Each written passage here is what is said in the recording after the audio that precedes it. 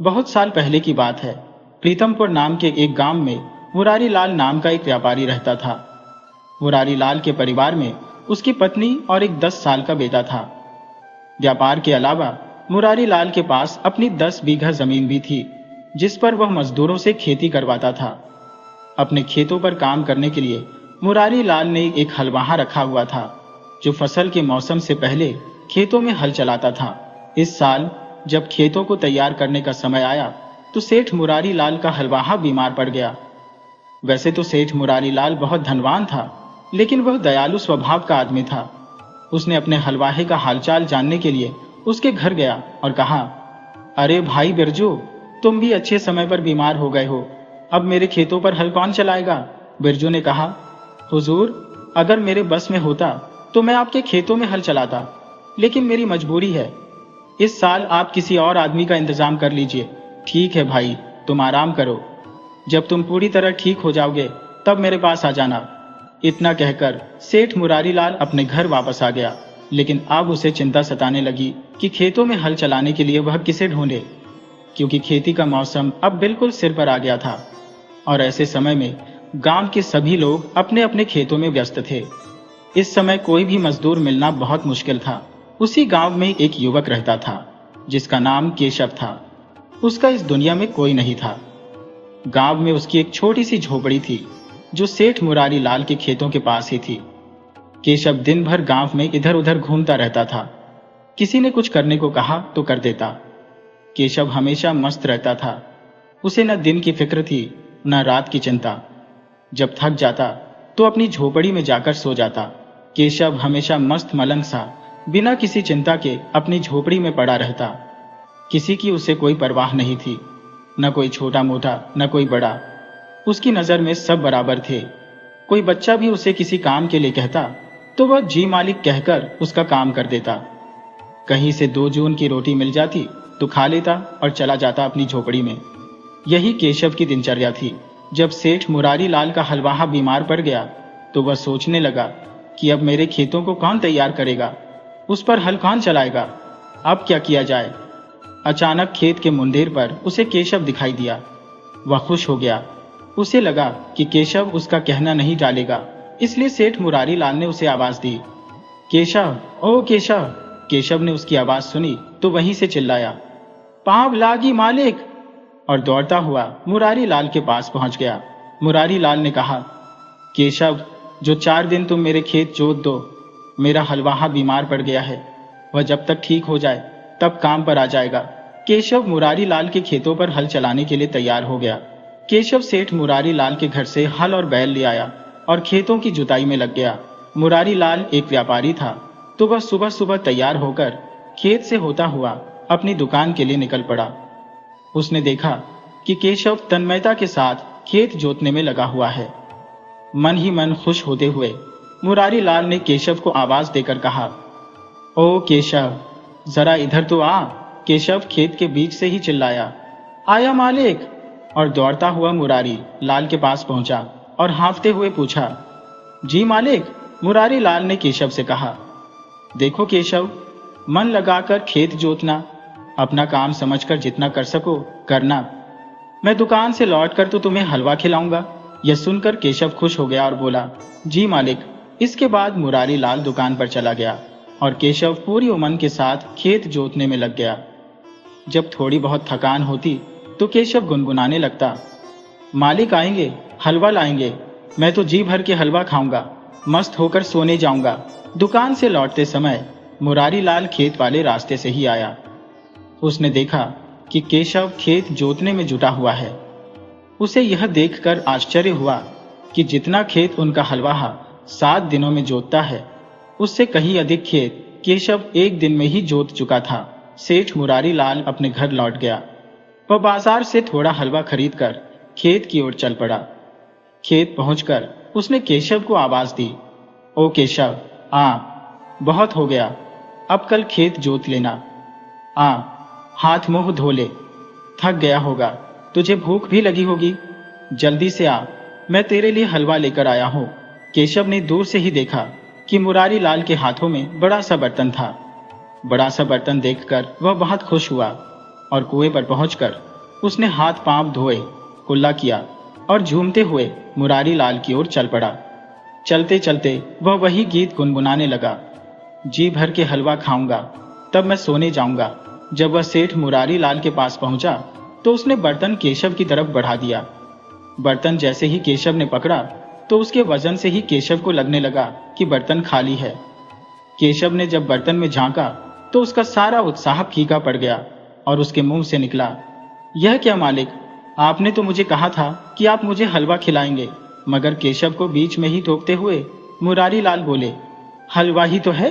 केशव ने कहा, मगर मालिक इतना ही, इसमें मेरा पेट कहाँ भरेगा। मुरारी लाल ने कहा, देखो मैंने तुझसे कहा था कि हलवा खिलाऊंगा तो हलवा ले आया तुम्हारे लिए। मैंने तो यह नहीं कहा था कि भर पेट हलवा खिलाऊंगा। अब ज्यादा बकबक मत कर, जो है खा ले। केशव ने रुआंसा होकर मुरारी लाल की ओर देखा और कहा, जी मालिक। केशव ने हलवा खा लिया और कुएं पर जाकर पानी पिया, फिर बर्तन धोकर मुरारी लाल को लौटा दिया। मुरारी लाल बर्तन लेकर जब घर की ओर लौटने लगा तब उसने केशव से कहा, कल मैं घर से सीधा दुकान पर चला जाऊंगा। शाम को जब दुकान से लौटूंगा तब तुम्हारे लिए कुछ मजेदार चटपटी चीजें लेता आऊंगा। जी भर के खाना खा लेना। देख, सुबह से खेत जोतने में जरूर लग जाना। केशव ने कहा, जी मालिक। सेठ मुरारी लाल अपने घर वापस लौट गया। केशव हल और बैल को लेकर खेत पर पहुंचा, फिर अपनी झोपड़ी में पहुंचा। उसके पेट में चूहे दौड़ रहे थे, खलबली मची हुई थी। लौटा भर पानी पीकर किसी तरह केशव ने रात बिताई। रात को ही उसने सोच लिया था कि कल सेठ मुरारी लाल को वह जरूर मजा चखाएगा। दूसरी तरफ सेठ मुरारी लाल केशव के काम से बहुत खुश था। उसने सोचा, बेचारा केशव दिन भर काम में जुटा रहा, उम्मीद से ज्यादा खेत जोत दिया, लेकिन उसे आज भरपेट खाना भी नहीं मिला। खैर, कल उसके लिए कचौड़ी जलेबी लेकर आऊंगा, इतना कि उसका पेट भर जाए। दूसरे दिन शाम को खेत पर जब मुरारी लाल हाथ में कचौड़ी जलेबी से भरा बर्तन लेकर पहुंचा तो देखा कि केशव एक ही जगह हल और बैल चलाए जा रहा है। दिन भर में वह इतना छोटा सा खेत भी नहीं जोत पाया था। हाँ, जितनी जमीन जोती है उतनी जमीन की मिट्टी चूर होकर पाउडर की तरह महीन हो चुकी है। सेठ मुरारी लाल को कुछ समझ में नहीं आया कि केशव एक ही जगह पर हल क्यों चलाए जा रहा है। उन्होंने क्रोध में आवाज दी, ओ केशव, इधर आ। केशव ने उसकी ओर देखा और चिल्लाकर बोला, आया मालिक। केशव हल और बैल को छोड़कर मुरारी लाल के पास आने से पहले कुएं पर गया और हाथ पैर धोकर मुरारी लाल के पास पहुंचा और बोला, लाइए मालिक, मजेदार और चटपटी चीजें, भूख लगी है, खा लेता हूं। मुरारी लाल ने हाथ में पकड़ा हुआ बर्तन केशव की ओर बढ़ा दिया। केशव बर्तन में जलेबी पकौड़ी देखकर बहुत ही खुश हुआ और वहीं पर पालथी मारकर बैठकर खाने लगा। मुरारी लाल उसे खाता देखकर मन ही मन खुश हो रहा था। जब केशव खा चुका और बर्तन धोकर उन्हें थमा दिया तब मुरारी लाल ने बर्तन लेते हुए केशव से पूछा, केशव, आज दिन भर में तू इतनी सी जमीन भी नहीं जोत पाया, ऐसे ही जुताई होती है क्या? केशव ने मुरारी लाल की आवाज से उत्पन्न क्रोध को महसूस किया और तड़क कर बोला, मालिक, आप नाराज क्यों होते हैं? मैंने तो कहा था जो दूंगा तो सो जोत रहा था। मैंने यह थोड़ी ही कहा था कि सारा खेत जोत दूंगा। मुरारी लाल को तुरंत हलवे वाली बात याद आ गई और उसका क्रोध जाता रहा। केशव ने उसे एहसास करा दिया था कि दूसरों को धोखा देने वाले को खुद भी धोखा खाना पड़ सकता है। केशव की मस्त मलंग आवाज से मुरारी लाल हंस पड़ा और बोला, केशव, सच में तू बहुत ही अच्छा इंसान है। कल मुझसे जो गलती हो गई थी उसके लिए मैं तुझसे क्षमा याचना करता हूं। अब ऐसा कभी नहीं होगा। मैं सदैव इस बात का ध्यान रखूंगा। केशव हंस दिया, मस्त हंसी, और हल और बैल को लेकर खेत की ओर चल पड़ा। सेठ मुरारी लाल उसे मस्त चाल में जाते हुए देखता रहा। बात बहुत पुराने जमाने की है। एक छोटे से कस्बे में रामदीन नाम का एक युवक रहता था। उसके माँ बाप मर चुके थे और आगे पीछे कोई नहीं था। रामदीन बहुत ही नेक और सीधा साधा लड़का था। बाजार में उसकी छोटी सी मेवे की दुकान थी। उसकी आमदनी अच्छी हो जाती थी। रात को जब वह थका हारा घर लौटता तो घर सोने जैसा लगता था। खुद ही 2 रोटियां पका लेता, कभी ज्यादा थका होता तो ऐसे ही सो जाता। अगर कोई उसका रिश्तेदार होता तो शादी ब्याह के बारे में सोचता। उसके पड़ोस में एक गुड़िया रहती थी। सब उसे मौसी कहकर पुकारते थे। वह जगत मौसी थी। उसे रामदीन पर बड़ा ही तरस आता था। जब भी किसी त्योहार पर या किसी और मौके पर वह कुछ खास पकवान बनाती तो थोड़ा सा रामदीन को भी दे आती थी। मौसी की एक भांजी थी जिसका नाम था सितारा, जो दूसरे मोहल्ले में अपनी माँ के साथ रहती थी। गोरा रंग था उसका और बहुत ही सुंदर, लेकिन उसे अपने गोरे रंग और खूबसूरती पर बड़ा ही घमंड था। वह हर समय शीशे के सामने खड़ी रहती और खिड़की से ताक झांक करती रहती। उसकी विधवा माँ को लड़की की शादी की बहुत चिंता थी और अपनी बेटी के लक्षणों से बहुत परेशान रहती थी। लेकिन क्या करती, जेब में पैसा ही नहीं था और बिना दहेज के गरीब की बेटी कौन ब्याहता। एक दिन विधवा माँ अपनी बहन यानी मौसी से मिलने आई तो अपनी बेटी के ब्याह का दुखड़ा लेकर बैठ गई। मौसी के दिमाग में फौरन पड़ोस के रामदीन का ख्याल आया। सोचने लगी, ऐसा शरीफ और सीधा साधा लड़का तो ढूंढने पर भी नहीं मिलेगा। उसने अपनी बहन से कहा, तू चिंता मत कर, मैं अपने पड़ोस के रहने वाले रामदीन से बात चलाती हूँ। बड़ा ही नेक लड़का है, बगैर दहेज में पैसा खर्च किए लड़की अपने घर चली जाएगी। उसी शाम मौसी एक प्लेट में 2 लड्डू लेकर रामदीन के घर पहुंची। रामदीन उस वक्त दुकान से लौट रहा था। उसे भूख लगी थी तो चूल्हा जलाने की कोशिश कर रहा था। मौसी को देखकर वह कमरे में आया और मौसी को बिठाया। मौसी बोली, बेटा, दिन भर का थका हारा वापस आकर तू रोटी पकाता है। यह देखकर तो मेरा कलेजा जल उठता है। तू शादी ब्याह क्यों नहीं कर लेता? रामदीन बोला, मौसी, तुम्हें तो मालूम ही है कि मेरे आगे पीछे कोई नहीं है। ये शादी ब्याह तो माँ बाप की जिम्मेदारी होती है। मेरे यहाँ पर तो कोई है ही नहीं जो मेरा ब्याह करवाएगा, और मुझसे शादी करेगा भी कौन?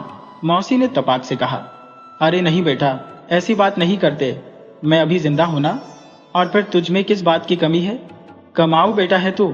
वह सब तो ठीक है मौसी, लेकिन लड़की कहाँ पर है? मौसी ने झट से उसके मुंह में लड्डू ठूंस दिया और बोली, बेटा, मेरी भांजी है जिसका नाम है सितारा। वह चांद सी खूबसूरत है, तू उसे देखता ही रह जाएगा। यूं तो उसके लिए ढेरों रिश्ते आए हैं, लेकिन मैंने तो अपनी बहन को साफ कह दिया कि रामदीन से अच्छा लड़का तुझे नहीं मिलेगा। मेरी सितारा है भी तो बहुत सुंदर, और तुम्हारा घर बन जाएगा। रामदीन को अपनी शादी की बात करते हुए बड़ी शर्म आ रही थी। वह धीरे से बोला, मौसी, आप तो मेरी माँ की जगह पर है। जैसा आप ठीक समझे वैसा कर ले। मौसी ने मारी खुशी के दूसरा लड्डू खुद अपने मुंह में ठूस लिया और रामदीन को आशीर्वाद देते हुए वहां से चली गई। घर पहुंची तो मौसी अपनी बहन से बोली, लो भाई, तेरा काम तो हो गया। इतना सीधा साधा लड़का तुम्हें 7 जन्म में कहीं नहीं मिलेगा। तेरी बेटी राज करेगी, और रामदीन की अपनी दुकान है, अच्छा भला कमा लेता है। सितारा की माँ बोली, लेकिन बहन, मेरे पास तो फूटी कौड़ी भी नहीं है कि दामाद के लिए 2 जोड़ी कपड़े ही बना सको और बारात को खाना खिला सको। मौसी बोली, तुम उसकी फिक्र न करो, मैं सब कर लूंगी। अगले दिन मौसी लड्डू लेकर रामदीन के घर पहुंची और बात पक्की होने की बधाई दी। रामदीन का दिल तो मानो उछलने लगा। खुशी के मारे उसे सांस ही नहीं आ रही थी। मौसी ने कहा, अब जो भी इंतजाम करना है वह आपको ही करना है। अरे रामू, तू फिक्र न कर बेटा, मैं सब कुछ संभाल लूंगी। हाँ, कुछ नगद रुपया है तो वह दे दे। खुशी के मारे रामदीन के पैर हाथ फूल गए थे। जल्दी से कमरे में गया और जो भी जमा पूंजी थी थैली में लाकर मौसी के हाथों में रख दी। मौसी को तो मानो मन की मुराद मिल गई थी। थोड़े ही पैसे उसने अपने पास रखे और बाकी थैली अपनी बहन को सौंप दी।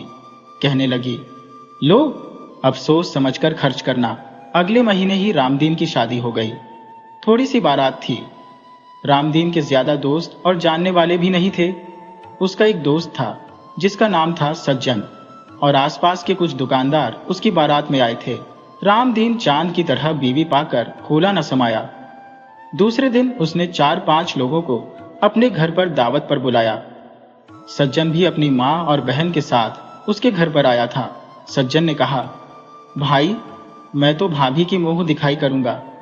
एक ही तो देवर हो, और देवर से शर्म कैसी। रामदीन बेचारा सीधा साधा व्यक्ति था। दोस्ती की वजह से वह मान गया। सज्जन ने सोने का पानी चढ़ाया हुआ चांदी की बालियां मुंह दिखाई में दे दी। सितारा तो खुश हो गई। इतनी कीमती मुंह दिखाई तो उसे किसी ने नहीं दी थी।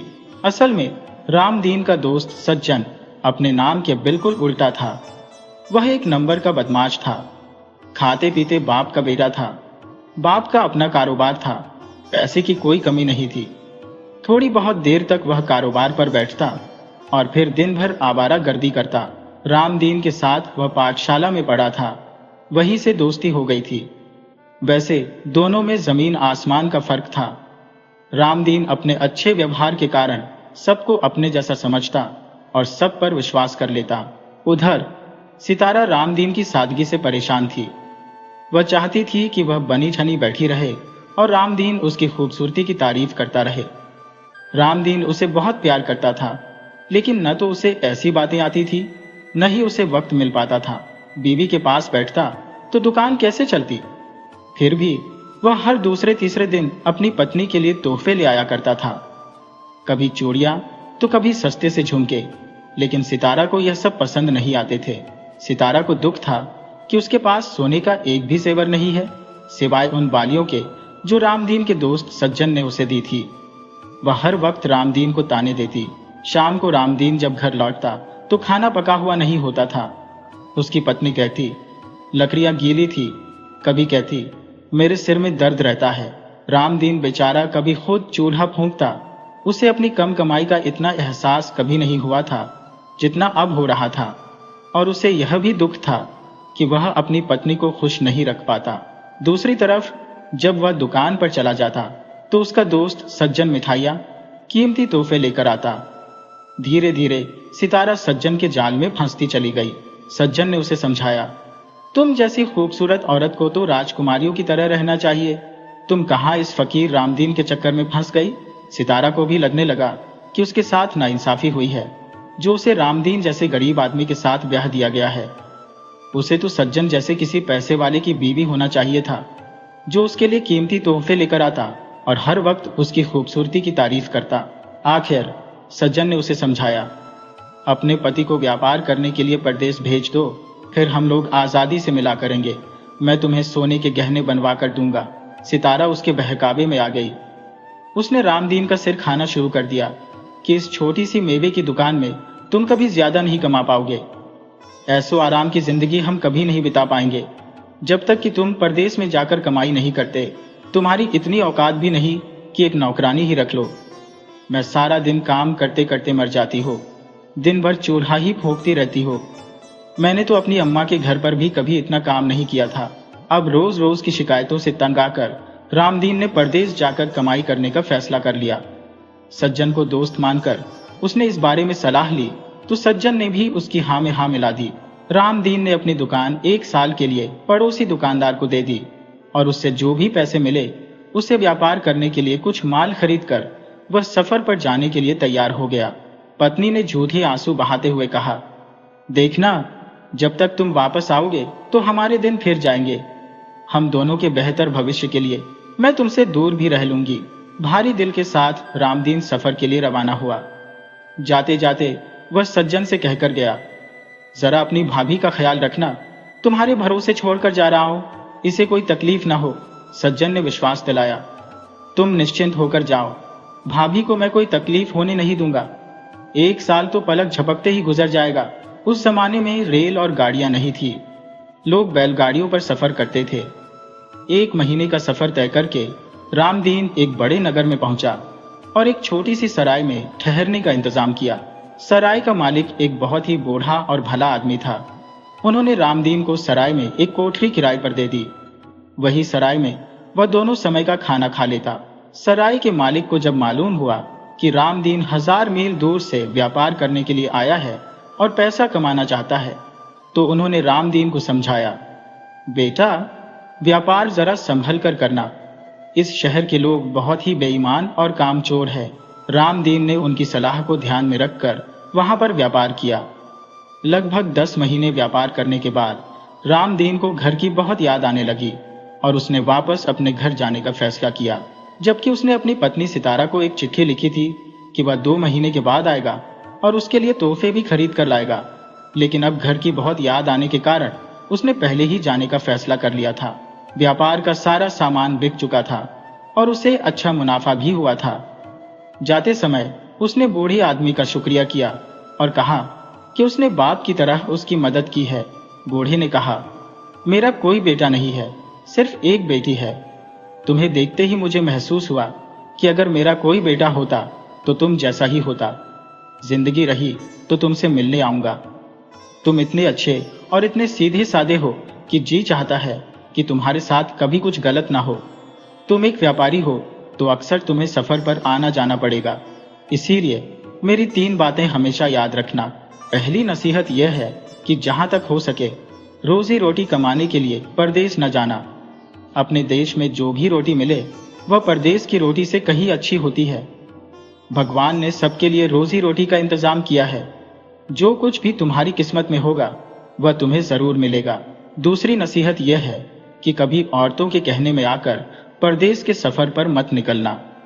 घर की औरतें कारोबार और व्यापार के बारे में कुछ नहीं जानती। और तीसरी नसीहत यह है कि कभी पत्नी को दोस्त के भरोसे पर छोड़कर सफर पर मत जाना, चाहे दोस्त कितना भी अच्छा क्यों ना हो। यह सब सुनकर रामदीन बोला, बाबा, मैंने तो यह तीनों काम किए हैं जिसके न करने की आपने नसीहत दी है।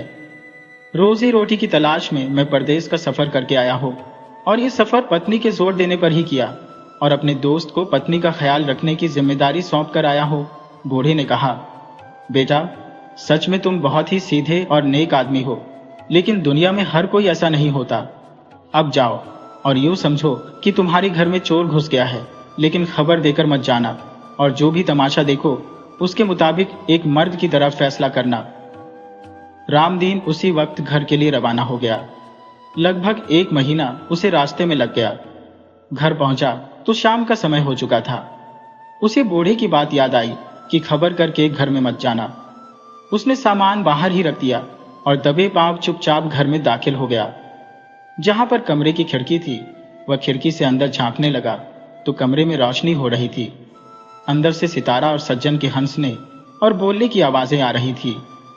रामदीन दीवार से चिपक कर खड़ा हो गया और वैसे भी बाहर अंधेरा हो गया था।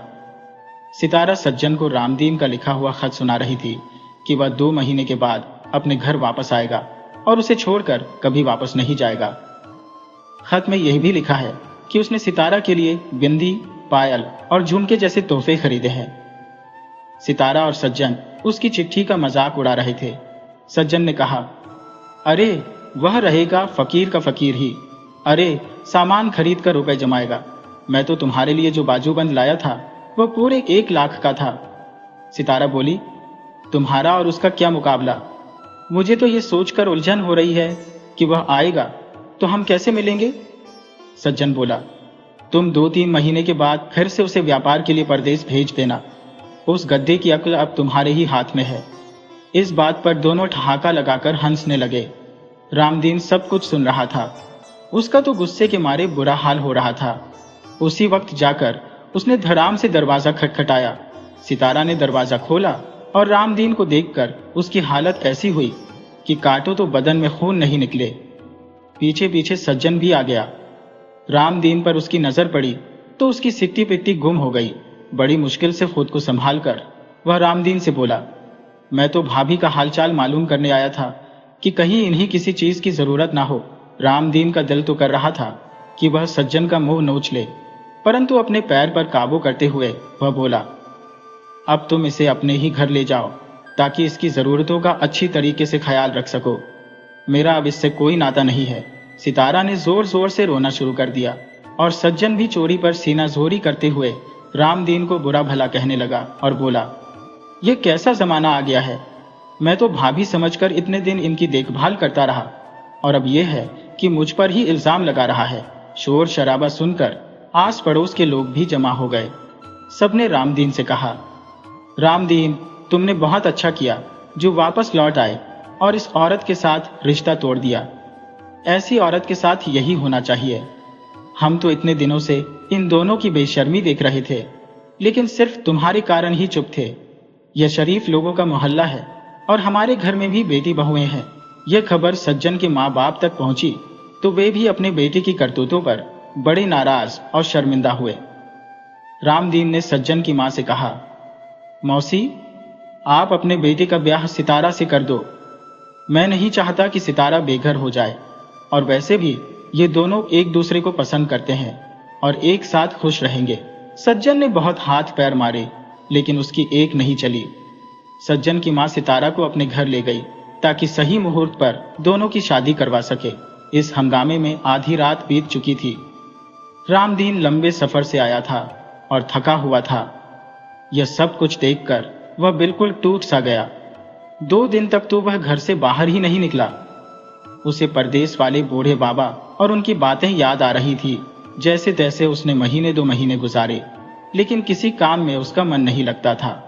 तो फिर से वह सफर पर निकल पड़ा और बूढ़े बाबा के घर पर जा पहुंचा। बूढ़े ने उसे गले से लगाया और तसल्ली देते हुए समझाया, बेटा, जो कुछ भी हुआ अब उसे भूल जाओ। सितारा, तुम जैसे नेक लड़के के काबिल नहीं थी। शुक्र करो कि भगवान ने तुम्हारा पीछा उससे छुड़ा दिया। मेरी एक ही बेटी है, मैं अपने मुंह से उसकी तारीफ नहीं करूंगा, मगर बहुत ही नेक और घरेलू लड़की है। तुम उसके साथ खुश रहो। अगर तुम राजी हो जाओ तो मैं अपनी बेटी की शादी तुम्हारे साथ करने को तैयार हूं। रामदीन तो पहले से ही बूढ़े बाबा की बहुत इज्जत करता था। वह इस रिश्ते के लिए तैयार हो गया। दोनों की शादी कर दी गई और फिर बूढ़ी ने कहा, अब तुम अपने देश में जाकर व्यापार करो और खुश रहो। रामदीन ने कहा, जीते रहो बाबा, आप भी हमारे साथ ही चलिए। यहाँ पर आपकी देखभाल करने वाला कौन है? हमारे साथ रहोगे तो हमारे घर में भी बरकत हो जाएगी। बड़े बूढ़ों का आशीर्वाद मानो भगवान का आशीर्वाद होता है। रामदीन की जीत के आगे बूढ़े बाबा मजबूर हो गए और वैसे भी वह उस शहर में नहीं रहना चाहते थे। उन्होंने अपनी सराय बेच दी और रामदीन के साथ आ गए। उनकी समझदारी भरी नसीहत पर चलकर रामदीन ने बहुत तरक्की की और अपने शहर का एक बहुत बड़ा व्यापारी बन गया।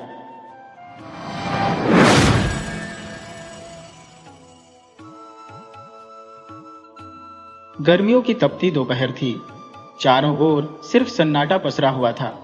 गांव के बच्चे पेड़ की छांव में सुस्ता रहे थे और औरतें अपने आंगन में बुनाई करते हुए चुगली में व्यस्त थी।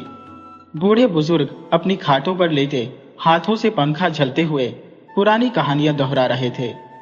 धूप इतनी तेज थी कि पक्षी भी अपने घोंसलों में छिप गए थे। इसी बीच गांव के दक्षिणी छोर की पगडंडी से 3 परछाइयां धीरे धीरे आगे बढ़ती दिखाई दी। पहली परछाई दुबली पतली थी, दूसरी थोड़ी भारी और तीसरी सबसे लंबी। ये तीनों सफेद धूल से भरे साधु थे।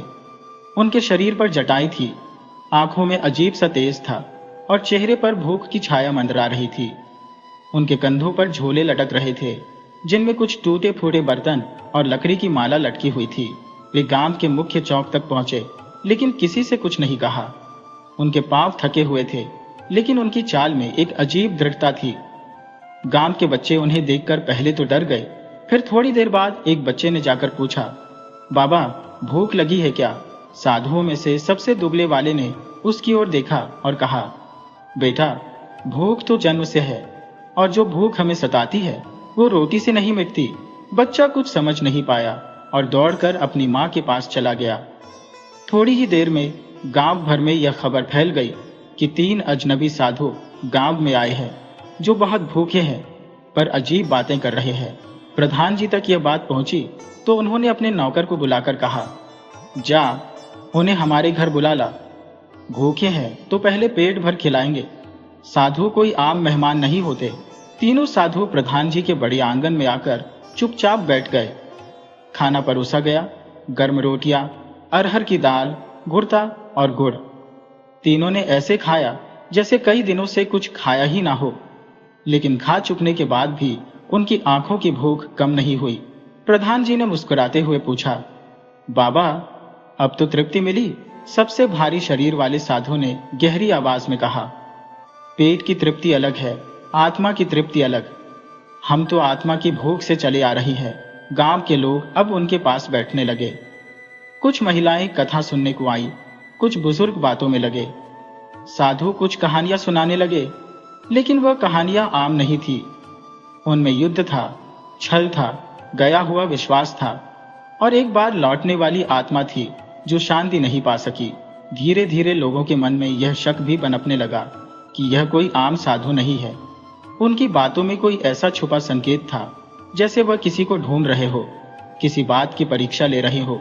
गांव का एक बुजुर्ग दादा हरिराम, जो 90 साल से ऊपर थे, उन्होंने साधुओं की बातें सुनकर फुसफुसाया, ये तो वैसे ही बातें कर रहे हैं जैसी कोई 60 साल पहले सुनाई थी एक तांत्रिक ने। तब भी 3 लोग आए थे और उसके बाद गायब हो गए थे और गांव में सालों तक अकाल पड़ा था। ये सुनते ही पास बैठी उनकी पोती ने डर से उनका हाथ पकड़ लिया। उधर साधु अब गांव के पुराने पीपल के नीचे बैठ गए थे। वहां बैठकर वे मंत्र पढ़ने लगे।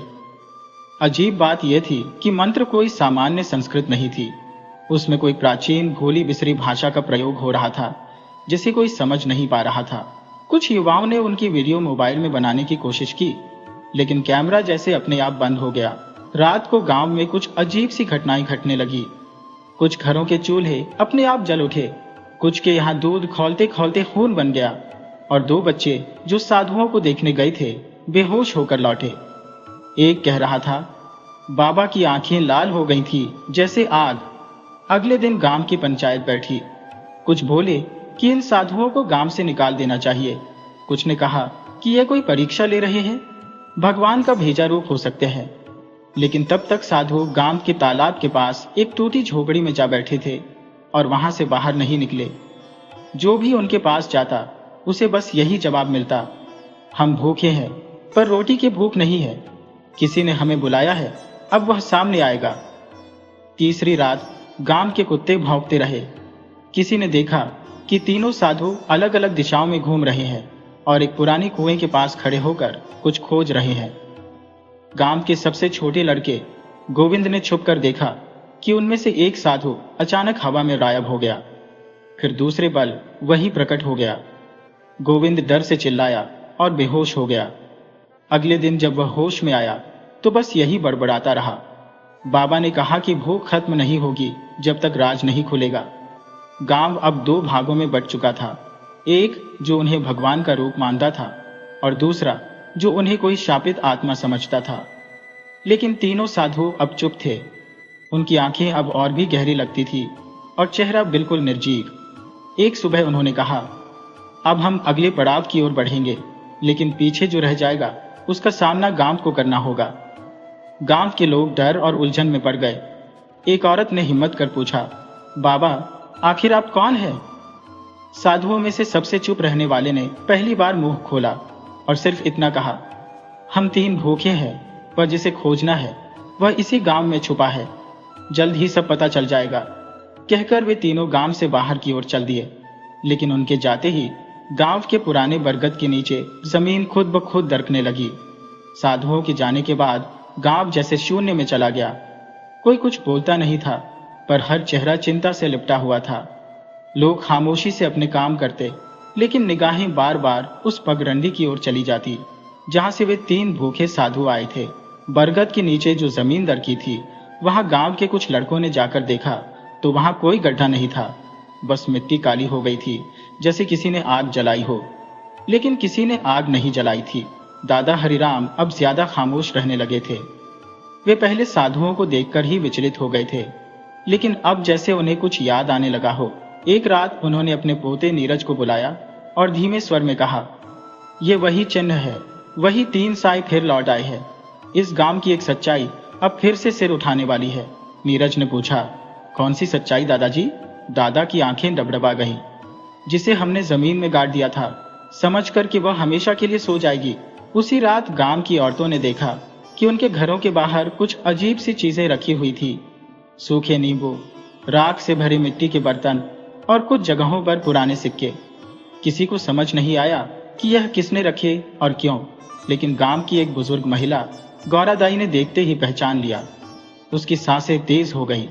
उसने कांपती आवाज में कहा, यह वही निशान है। जब पिछली बार यह सब हुआ था तब कई लोग एक एक करके गायब हो गए थे। गांव के नौजवान अब जागरूक हो गए। उन्होंने रात में पहरा देने का निर्णय लिया। 4 लोग हर रात डंडे और मशाल लेकर गांव के 4 कोनों की निगरानी करने लगे। पहले दिन कुछ नहीं हुआ, लेकिन दूसरे दिन भोर के पहले तालाब के किनारे रखे एक मंदिर की मूर्ति के पास एक चिट्ठी मिली। उस पर लिखा था, जिसे तुमने दबा दिया था वह भूखा है और अब वह तीनों के साथ लौट आया है। यह चिट्ठी किसी पुराने खून से लिखी गई लगती थी। कागज गल रहा था और अक्षर पिघलते से लगते थे। गांव में अफवाहें उड़ने लगी कि कोई आत्मा वापस आई है। कुछ ने कहा कि यह तीनों साधु उसी आत्मा के रक्षक है, और कुछ ने कहा कि वही आत्मा 3 टुकड़ों में इन साधुओं के अंदर है। इस सब के बीच गांव के पुराने ग्रंथालय का दरवाजा एक रात खुद ब खुद खुल गया, जबकि वह बरसों से बंद पड़ा था। उस जगह को कोई छूता नहीं था, क्योंकि वहां पुराने अभिलेख और तंत्र मंत्र से जुड़ी चीजें थी। लेकिन अब उसका ताला टूटा हुआ था। दूसरे दिन प्रधान जी ने गांव की पंचायत फिर से बुलाई। सब लोग जमा हुए, बुजुर्ग, औरतें, नौजवान। बहस होने लगी। कोई बोला कि साधु अब नहीं है तो डरने की जरूरत नहीं, लेकिन कुछ बोले कि वे अब भी यही है, कहीं छुपे हुए। तभी गांव का एक सीधा साधा आदमी शिवलाल कांपता हुआ सभा में आया। उसके हाथ में एक पुराना तांत्रिक चिट्ठा था, जो उसे अपने खेत में मिट्टी खोदते वक्त मिला था। उस पर लिखा था, जब भूखे 3 आए और बरगद के नीचे दरार पड़े, तब जान लो समय पूरा हुआ। इस कागज ने सब कुछ सन्न कर दिया। अब सभी का ध्यान गया कि वह दरार जो बरगद के नीचे पड़ी थी, उसका मतलब कुछ और था। गौराधाई ने कांपती आवाज में कहा, तब बरगद के नीचे एक बच्चे की बलि दी गई थी, गांव की रक्षा के लिए। वही आत्मा भूखी है और अब तीनों के माध्यम से वापसी कर रही है। शाम होते होते गांव का माहौल और भी अजीब हो गया। गायों ने दूध देना बंद कर दिया, बच्चों ने खाना मांगना छोड़ दिया, और पक्षी गांव छोड़कर उड़ने लगे, जैसे कुछ बहुत बड़ा होने वाला था। रात को नीरज, जो दादा हरिराम का पोता था, अकेला घर से बाहर निकला। उसे लगा कुछ आवाजें उसे बुला रही है। वो आवाजें धीमे स्वर में उसके नाम को पुकार रही थी, नीरज, नीरज।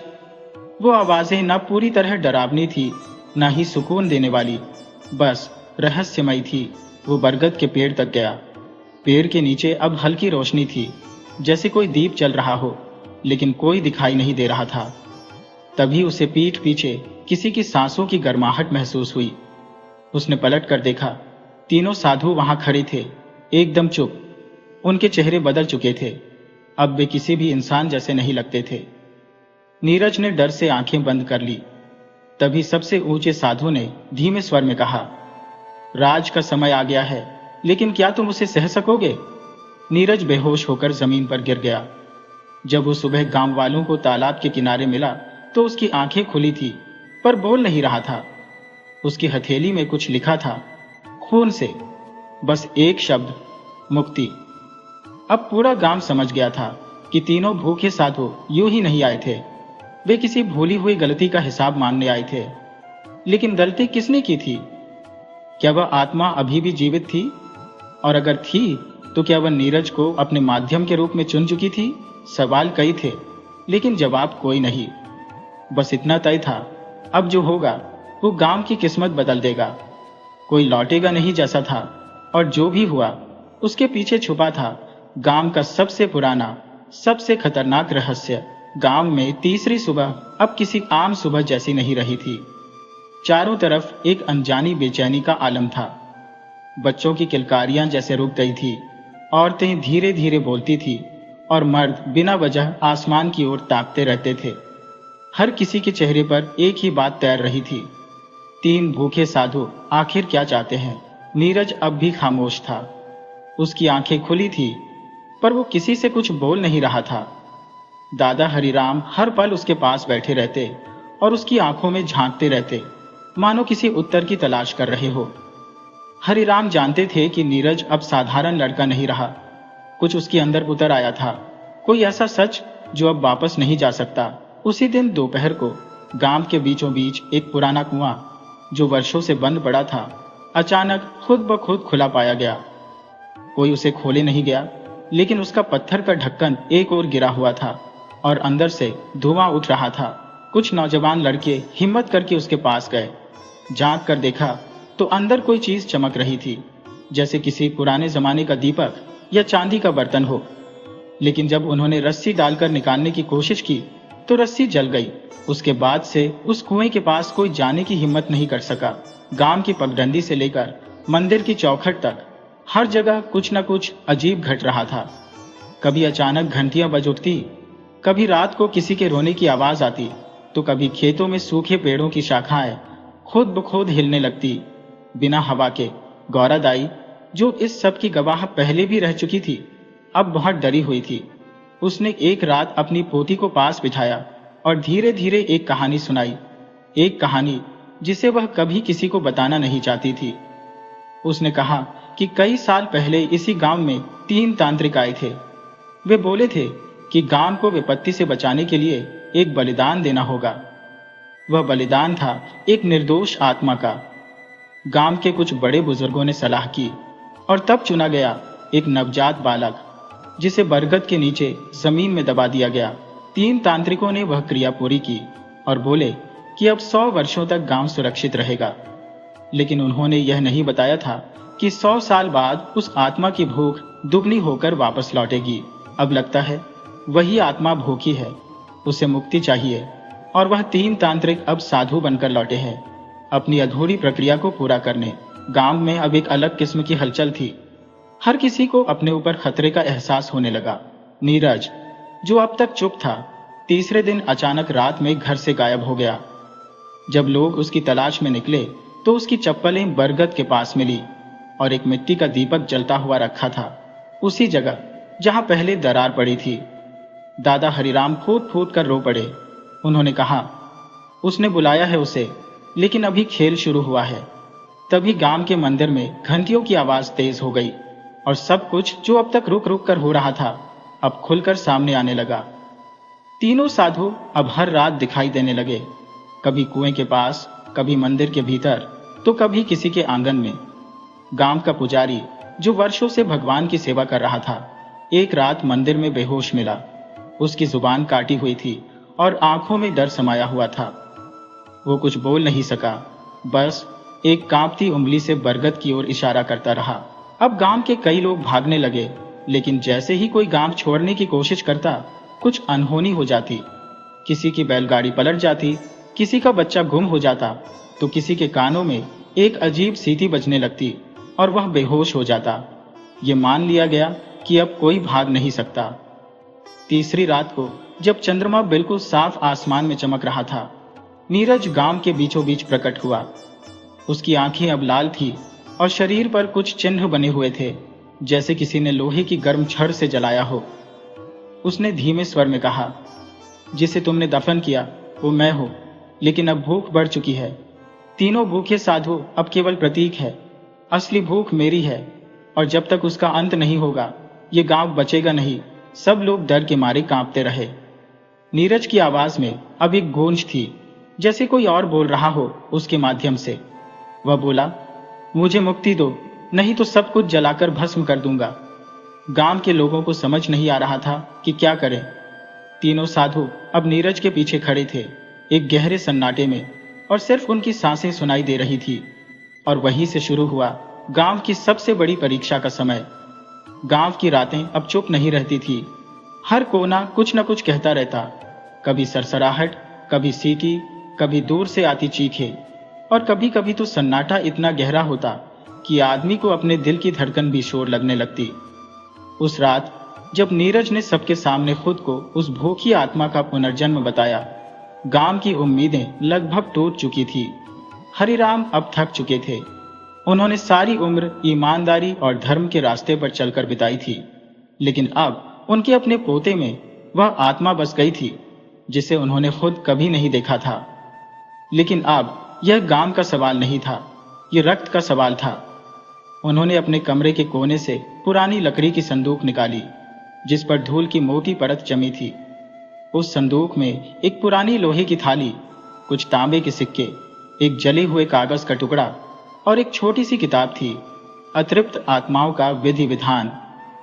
ये किताब उनके दादा के दादा की थी। कभी उन्होंने इसे सिर्फ मनोरंजन समझकर पलटा था, लेकिन आज यही किताब उनकी अंतिम उम्मीद थी। वे मोमबत्ती जलाकर पूरी रात बैठे रहे।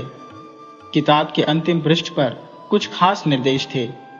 यदि कोई आत्मा बलिदान में बंधे और 100 वर्ष पश्चात भूख के साथ लौटे, तो उसकी मुक्ति सिर्फ वही कर सकता है जिसने पहली बार उसे मिट्टी में दबाया हो। हरिराम का दिल कांप गया, क्योंकि उस दिन 100 साल पहले उनके पूर्वजों में से किसी ने उस नवजात को मिट्टी में दबाया था, और अब मुक्ति की जिम्मेदारी उसी वंश की थी। उधर तीनों साधु अब गांव में घूमते नहीं थे। वे अब एक ही स्थान पर दिखाई देते, बरगद के पास। गांव वालों ने देखा कि अब बरगद की शाखाएं रात में खुद ब खुद हिलती थी, जबकि हवा तक नहीं चलती थी। उसकी छाल से खून की तरह गाढ़ा रस टपकता था और पेड़ के नीचे बंधी नीम की माला धीरे धीरे सूखने लगी थी। मंदिर का पुजारी, जो अब तक बिस्तर पर पड़ा था, एक रात बिना किसी को बताए उठ खड़ा हुआ और सीधा बरगद की ओर चल पड़ा। उसकी आंखें सफेद हो चुकी थी और हाथों में तुलसी की माला। लेकिन जैसे ही वह पेड़ के पास पहुंचा, तीनों साधु उसकी ओर घूमे। उनके चेहरे अब बिल्कुल साफ दिखाई देते थे।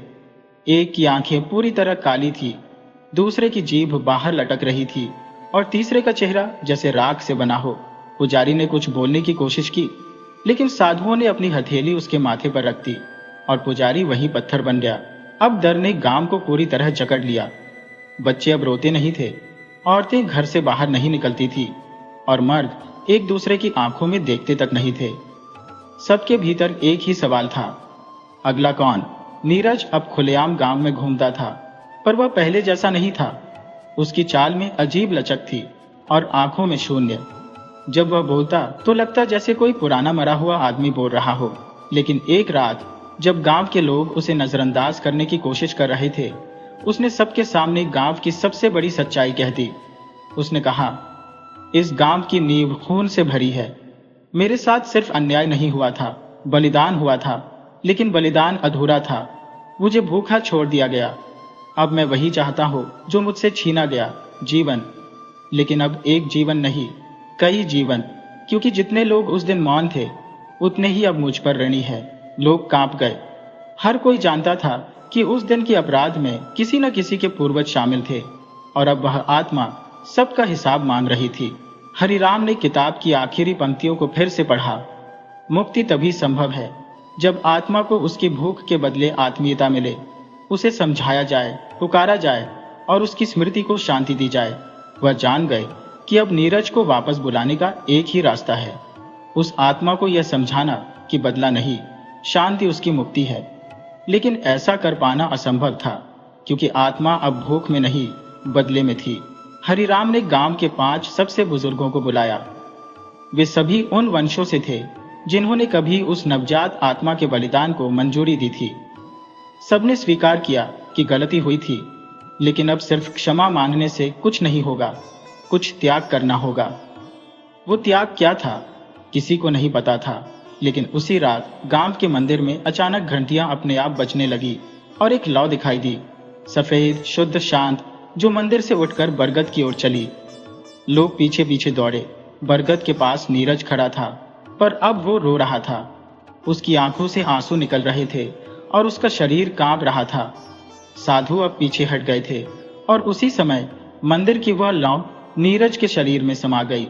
एक पल के लिए सब कुछ रुक गया और फिर जैसे किसी ने पूरे गांव पर जल छिड़का हो। हवा चली, पेड़ हिले और नीरज जोर से चिल्लाया, मुझे मुक्त कर दो। हरिराम ने आगे बढ़कर अपने हाथ उसकी ओर बढ़ाए। माफ कर दो बेटे, हमसे भूल हुई, अब यह बोझ तुमसे नहीं रहेगा। और तब एक तेज रोशनी में नीरज का शरीर हवा में उठा और शांत हो गया। तीनों साधु अब शांत चेहरों के साथ खड़े थे। उन्होंने एक साथ हाथ जोड़े और धुएं की तरह मिट गए। गांव फिर से शांत हो गया, लेकिन यह शांति असली थी या सिर्फ एक विराम, कोई नहीं जानता था। गांव को ऐसा लगा जैसे सदियों पुराना कोई बोझ उतर गया हो। नीरज अब नहीं रहा, लेकिन उसके चेहरे पर जो मुस्कान आखिरी पल में थी, उसने कई दिलों को भिगो दिया। हरिराम, जो अब तक खुद को दोषी मानते आए थे, पहली बार हल्के से मुस्कुराए। गांव के लोग धीरे धीरे फिर से सामान्य जीवन में लौटने लगे। खेतों में हल चलने लगा, बच्चे बाहर खेलने लगे और मंदिर में फिर से घी का दिया जलने लगा। लेकिन कुछ था जो अधूरा रह गया था। बरगद का पेड़ अब शांत खड़ा रहता, लेकिन उसकी शाखाएं अब भी एक अजीब सी सर्दी बिखेरती थी। उस रात के बाद कोई भी बरगद के पास नहीं गया। तीनों साधु तो धुएं में बदल गए थे, लेकिन किसी ने यह नहीं देखा कि वह धुआं कहाँ गया। बरगद की जड़ों के पास जमीन थोड़ी धंसी हुई थी, जैसे किसी ने वहां कुछ गाड़ा हो। एक दिन गांव का एक नौजवान लड़का अर्जुन, जो इन सब कहानियों को बस अफवाह मानता था, बरगद के नीचे जा पहुंचा। वह जमीन खोदने लगा। उसे यकीन था कि यह सब सिर्फ मनगढ़ंत बातें हैं, लेकिन जैसे ही उसका फावड़ा तीसरी बार जमीन में लगा, एक अजीब सी आवाज निकली, जैसे किसी पत्थर पर लोहे की चोट पड़ी हो। वह और खोदने लगा और फिर उसके हाथ एक लोहे की संदूक से टकराए। संदूक पर कोई ताला नहीं था, लेकिन उस पर अजीब अक्षरों में कुछ लिखा था, भूख की हद, आत्मा की सजा। अर्जुन ने जब संदूक खोला तो उसमें सिर्फ 3 चीजें थी, एक सूखी रोटी, एक तांबे की कटोरी जिसमें जम चुका खून जैसा पदार्थ था, और एक काले रंग की मोहर जिस पर त्रिशूल बना था। अर्जुन हंसा। यही है उस डरावनी कहानी का सच। उसने रोटी को हाथ में लिया ही था कि हवा का रुख बदल गया। चारों ओर सन्नाटा छा गया और बरगद की शाखाएं जोर जोर से हिलने लगी। अर्जुन कुछ समझ पाता उससे पहले ही जमीन उसके पैरों के नीचे से कांपने लगी। उसके सामने अचानक 3 परछाइयां उभर आई, वही 3 भूखे साधु। अब वे साधु नहीं लग रहे थे, वे भूत भी नहीं लग रहे थे, वे कुछ और थे, एक ऐसी शक्ति का रूप जो ना तो जिंदा थी न मरी हुई। अर्जुन अब कांप रहा था। उसने रोटी वहीं फेंक दी और भागने की कोशिश की, लेकिन उसके पांव जमीन में जैसे धंस गए थे। तीनों परछाइयां उसके इर्द गिर्द घूमने लगी। उनमें से एक ने कहा, भूख मिट गई थी, पर हमारी पहचान नहीं। हम सिर्फ आत्माएं नहीं थे, हम प्रतीक थे, उस अन्याय के, उस तृष्णा के जो कभी खत्म नहीं होती।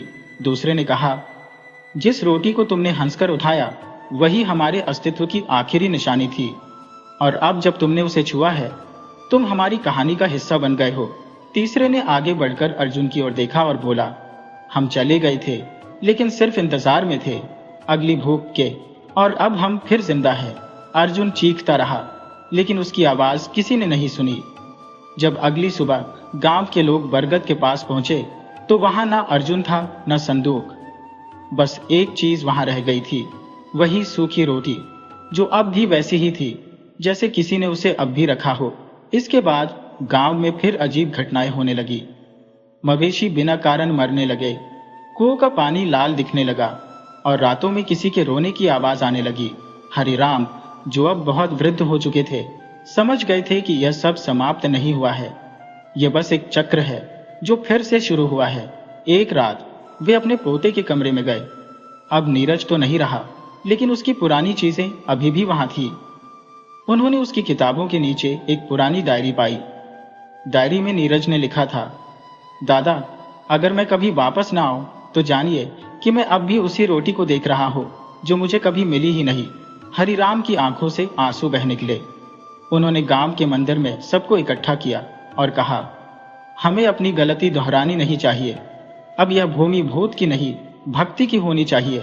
गांव वालों ने एक बड़ा यज्ञ आयोजित किया, लेकिन जब यज्ञ की अग्नि प्रज्वलित हुई तो हवाओं में फिर वही परछाइयां दिखने लगी, लेकिन इस बार वे चुप थी। उन्होंने कुछ नहीं कहा, बस देखा, और फिर धुएं की तरह फिर से मिट गई। गांव आज भी वही है, बरगद भी वही है, लेकिन अब वहां कोई नहीं जाता, क्योंकि सब जानते हैं भूख मिटती है, पर जो आत्मा भूख से पिघली हो वह कभी पूरी तरह शांत नहीं होती। कभी कभी रात को जब चांद थोड़ा और सफेद होता है और हवा में थोड़ी ठंडक होती है, तो 3 परछाइयां फिर से दिखती हैं, किसी भूखे की रोटी ढूंढती हुई। और तब गांव के लोग अपने घरों के दरवाजे बंद कर लेते हैं, लेकिन उनके दिलों के डर को कोई दरवाजा नहीं रोक पाता। तो दोस्तों, यह थी कहानी 3 भूखे साधु की। अगर आपको यह कहानी पसंद आई हो तो कृपया वीडियो को लाइक करें, चैनल को सब्सक्राइब करें और बेल आइकन को दबाना ना भूलें। मिलते हैं अगली कहानी में। जय श्री कृष्ण।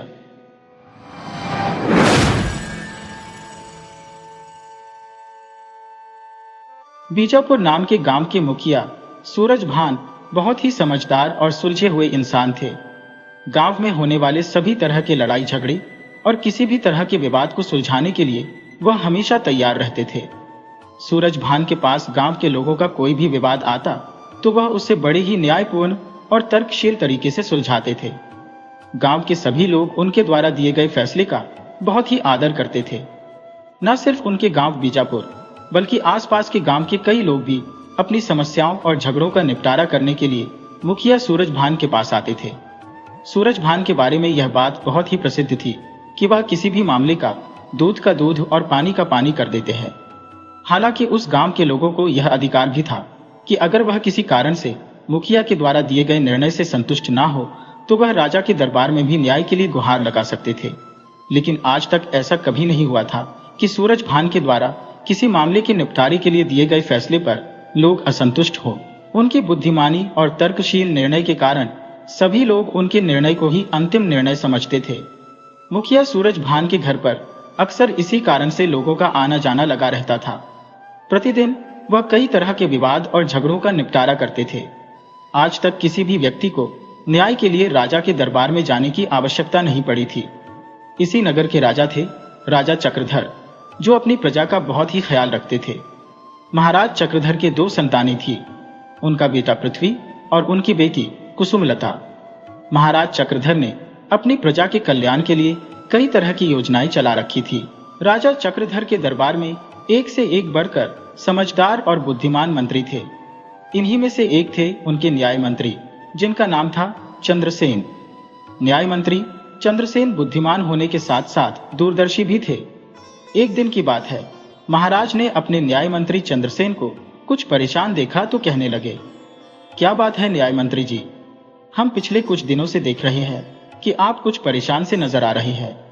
क्या मैं जान सकता हूं कि आपकी इस परेशानी का कारण क्या है? न्याय मंत्री कहने लगे, महाराज आपने बिल्कुल ठीक समझा, मैं पिछले काफी समय से परेशान हूं। आप तो जानते ही हैं कि एक न्याय मंत्री के तौर पर मुझे हमारी प्रजा के झगड़ों और विवादों को सुलझाना पड़ता है। साथ ही साथ रोज कई तरह के अपराधियों से मेरा पाला पड़ता है।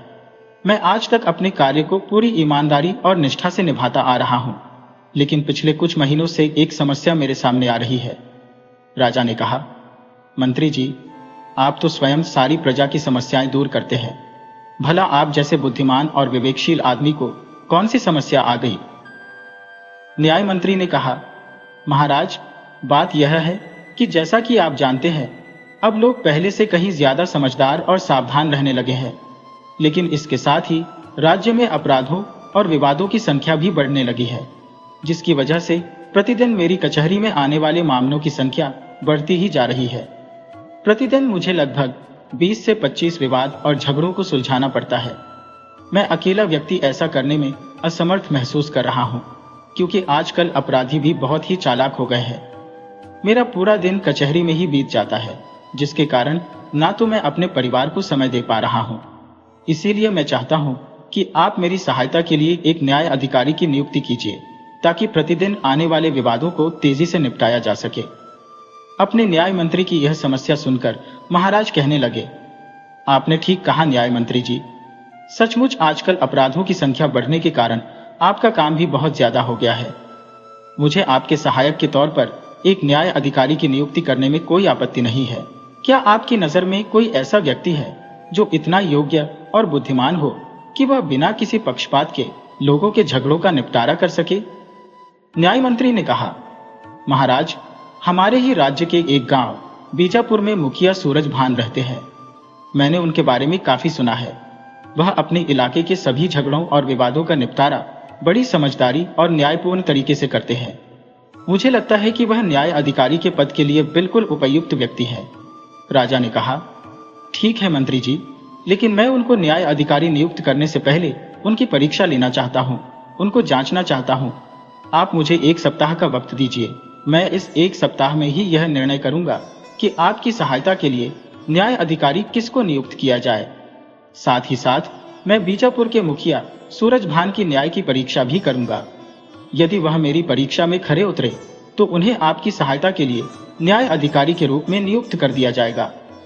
इसके बाद मंत्री अपने घर वापस लौट गए। अगली सुबह महाराज ने अपने राजसी वस्त्र त्याग दिए और एक साधारण से दिखने वाले ग्रामीण का वेश धारण कर लिया। महल से निकलकर वह अपने घोड़े पर सवार हुए और बीजापुर गांव की तरफ चल पड़े। राजधानी से बीजापुर गांव का रास्ता लगभग 20 मील था। जब महाराज अपने घोड़े पर सवार होकर बीजापुर की तरफ जा रहे थे, तभी रास्ते में एक भिखारी उनके सामने आ खड़ा हुआ। अपना कटोरा आगे करके वह महाराज से भीख मांगने लगा। महाराज, जो कि स्वभाव से बड़े ही दयालु थे, उन्हें भिखारी पर दया आ गई। उन्होंने एक स्वर्ण मुद्रा अपनी जेब से निकालकर उसके कटोरे में रख दी। इसके बाद महाराज अपने घोड़े पर सवार होकर आगे बढ़ने लगे। तभी उन्होंने महसूस किया कि शायद उनके पीछे पीछे कोई आ रहा है। जब उन्होंने मुड़कर पीछे देखा तो वह भिखारी महाराज के पीछे आ रहा था। महाराज ने अपना घोड़ा रोका और भिखारी से पूछने लगे, अरे भाई, मैंने तुम्हें भिक्षा के रूप में स्वर्ण मुद्रा दे दी है, अब तुम मेरे पीछे क्यों आ रहे हो? भिखारी कहने लगा, श्रीमान, आप बड़े ही दयालु जान पड़ते हैं। आपने मुझे भिक्षा दी, इसके लिए आपका बहुत बहुत आभार। लेकिन क्या आप मेरी एक और सहायता कर सकते हैं? बताओ, तुम्हें क्या सहायता चाहिए? भिखारी कहने लगा, क्या आप बीजापुर गांव की तरफ जा रहे हैं? अगर ऐसा है तो आप मुझे भी अपने घोड़े पर बिठाकर ले चलिए, मुझे भी बीजापुर गांव में ही जाना है। महाराज ने एक पल के लिए सोचा और फिर उस भिखारी को अपने घोड़े पर बिठा लिया। वे दोनों बीजापुर गांव की तरफ चलने लगे। दोपहर तक वे बीजापुर गांव पहुंच गए। वहां पहुंचने के बाद दोनों घोड़े से उतर गए। तब राजा ने भिखारी की तरफ देखा और कहा, लो भाई, मैंने तुम्हें बीजापुर पहुंचा दिया, अब तुम्हें जहां भी जाना हो जा सकते हो। यह कहकर राजा अपने घोड़े को लेकर आगे बढ़ने लगा। तभी वह भिखारी राजा पर चिल्लाते हुए कहने लगा, अरे दुष्ट आदमी, तुम इस घोड़े को लेकर कहां चल दिए? मेरे घोड़े को यहीं पर छोड़ दो। भिखारी की यह बात सुनकर महाराज को एक धक्का सा लगा। वह क्रोधित होकर उस भिखारी को देखने लगे और बोले, अरे तुम्हें क्या हो गया? अचानक तुमने इस घोड़े को अपना घोड़ा क्यों कहना शुरू कर दिया? मैंने तुम पर दया करके तुम्हें इस घोड़े पर बिठाया और गांव तक लेकर आया। उसके बदले तुम मेरा धन्यवाद करने की बजाय मेरे घोड़े पर अपना अधिकार जमा रहे हो। भिखारी कहने लगा, यह घोड़ा तो मेरा है, मैं तुम्हें घोड़े पर बिठाकर लाया हूं और तुम बिना किसी देरी के इस घोड़े को यहीं पर छोड़ दो और चले जाओ। इस तरह से राजा और भिखारी में घोड़े को लेकर झगड़ा होने लगा। उनको आपस में झगड़ा करते हुए देखकर काफी लोगों की भीड़ जमा हो गई, परंतु कोई भी इस बात का फैसला नहीं कर पाया कि यह घोड़ा राजा का है या भिखारी का। तभी उस भीड़ में से एक आदमी आगे आया और उसने कहा, मेरा विचार है कि आप लोगों को गांव के मुखिया सूरज भान के पास जाना चाहिए। वे अवश्य ही इस झगड़े का निपटारा कर सकते हैं कि घोड़ा वास्तव में किसका है। भिखारी कहने लगा, हाँ, क्यों नहीं, मुझे किसी के पास भी जाने में कोई आपत्ति नहीं है, क्योंकि मैं सच बोल रहा हूं। महाराज ने जब यह बात सुनी तो उन्होंने भी मुखिया सूरजभान के पास जाने का निर्णय किया, क्योंकि असल में वह भी तो सूरजभान के न्याय की परीक्षा करना चाहते थे। महाराज बोले, मुझे भी मुखिया जी के पास न्याय के लिए जाने में कोई आपत्ति नहीं है। इसके बाद भिखारी और राजा उस घोड़े के साथ मुखिया सूरजभान के घर जा पहुंचे। दोनों अपने घोड़े को लेकर एक तरफ खड़े हो गए। उन्होंने देखा कि मुखिया सूरजभान पहले से ही वहां पर मौजूद लोगों के झगड़ों का निपटारा कर रहे थे। वे दोनों अपने घोड़े को लेकर एक तरफ खड़े हो गए और अपनी बारी का इंतजार करने लगे। महाराज चक्रधर के लिए यह एक बहुत ही अच्छा मौका था, जब वह मुखिया सूरजभान के न्याय करने के तरीके को अच्छी तरह से देख सकते थे। इसीलिए राजा चुपचाप वहां पर खड़े हो गए और मुखिया जी के द्वारा की जाने वाली सारी कार्यवाही को ध्यान से देखने लगे। सबसे पहले सूरजभान के सामने दो व्यक्ति आकर खड़े हुए। उनमें से एक व्यक्ति गांव के साहूकार के पास काम करने वाला मुनीम था, जबकि दूसरा व्यक्ति एक किसान था। दोनों का विवाद यह था कि वे एक युवती के साथ आए थे। झगड़ा यह था कि मुनीम और वह किसान दोनों ही उस युवती को अपनी पत्नी बता रहे थे। युवती असल में गूंगी थी और न समझती थी। अब इस बात का फैसला किया जाना था कि वह युवती वास्तव में किसकी पत्नी है, मुनीम की या किसान की। सारी बात जानने के बाद मुखिया सूरजभान कहने लगे, आप दोनों इस युवती को यहीं पर छोड़कर चले जाइए। कल सुबह आप लोगों के झगड़े का निपटारा किया जाएगा। इसके बाद सूरजभान के सामने दूसरा विवाद पेश किया गया। यह विवाद एक कसाई और तेल बेचने वाले तेली के बीच में था। दोनों ही एक सिक्कों से भरी हुई थैली को अपना अपना बता रहे थे। कसाई का कहना यह था कि सिक्कों से भरी थैली उसकी है, जबकि तेली कहता था कि सिक्कों से भरी थैली पर उसका अधिकार है, क्योंकि उसने अपनी मेहनत से यह कमाई की है। सारा मामला सुनने के बाद सूरजभान ने कहा, आप लोग सिक्कों से भरी हुई इस थैली को यहीं पर छोड़ जाइए, कल सुबह आपके झगड़े का फैसला सुनाया जाएगा। वे दोनों भी सिक्कों से भरी हुई थैली वहीं पर छोड़कर चले गए। इसके बाद महाराज और वह भिखारी सूरजभान के सामने पेश हुए। तब महाराज चक्रधर ने कहना शुरू किया, मुखिया जी, बात असल में यह है कि मैं इस भिखारी को दया करके अपने घोड़े पर बिठाकर गांव के अंदर तक लेकर आया हूं, लेकिन गांव में पहुंचते ही इस भिखारी ने मुझे धन्यवाद देने की बजाय मेरे ही घोड़े पर अपना अधिकार जमा लिया। उसकी बात सुनकर भिखारी तपाक से कहने लगा, नहीं मुखिया जी, यह आदमी बिल्कुल झूठ बोलता है। यह घोड़ा तो असल में मेरा है। मैं इस आदमी को अपने घोड़े पर बिठाकर गांव में लेकर आया था, लेकिन जैसे ही हम गांव में पहुंचे तो इस आदमी ने मुझ पर धौंस जमानी शुरू कर दी। मुझे कमजोर जानकर यह मेरे घोड़े पर कब्जा करना चाहता है। अब आप ही मुझ पर दया करके मेरा घोड़ा मुझे दिलवाएं। मुखिया। सूरज भान ने भिखारी की बातों को बड़े ही ध्यान से सुना और फिर कहने लगे, आप लोग अपना घोड़ा यहीं पर छोड़ दीजिए।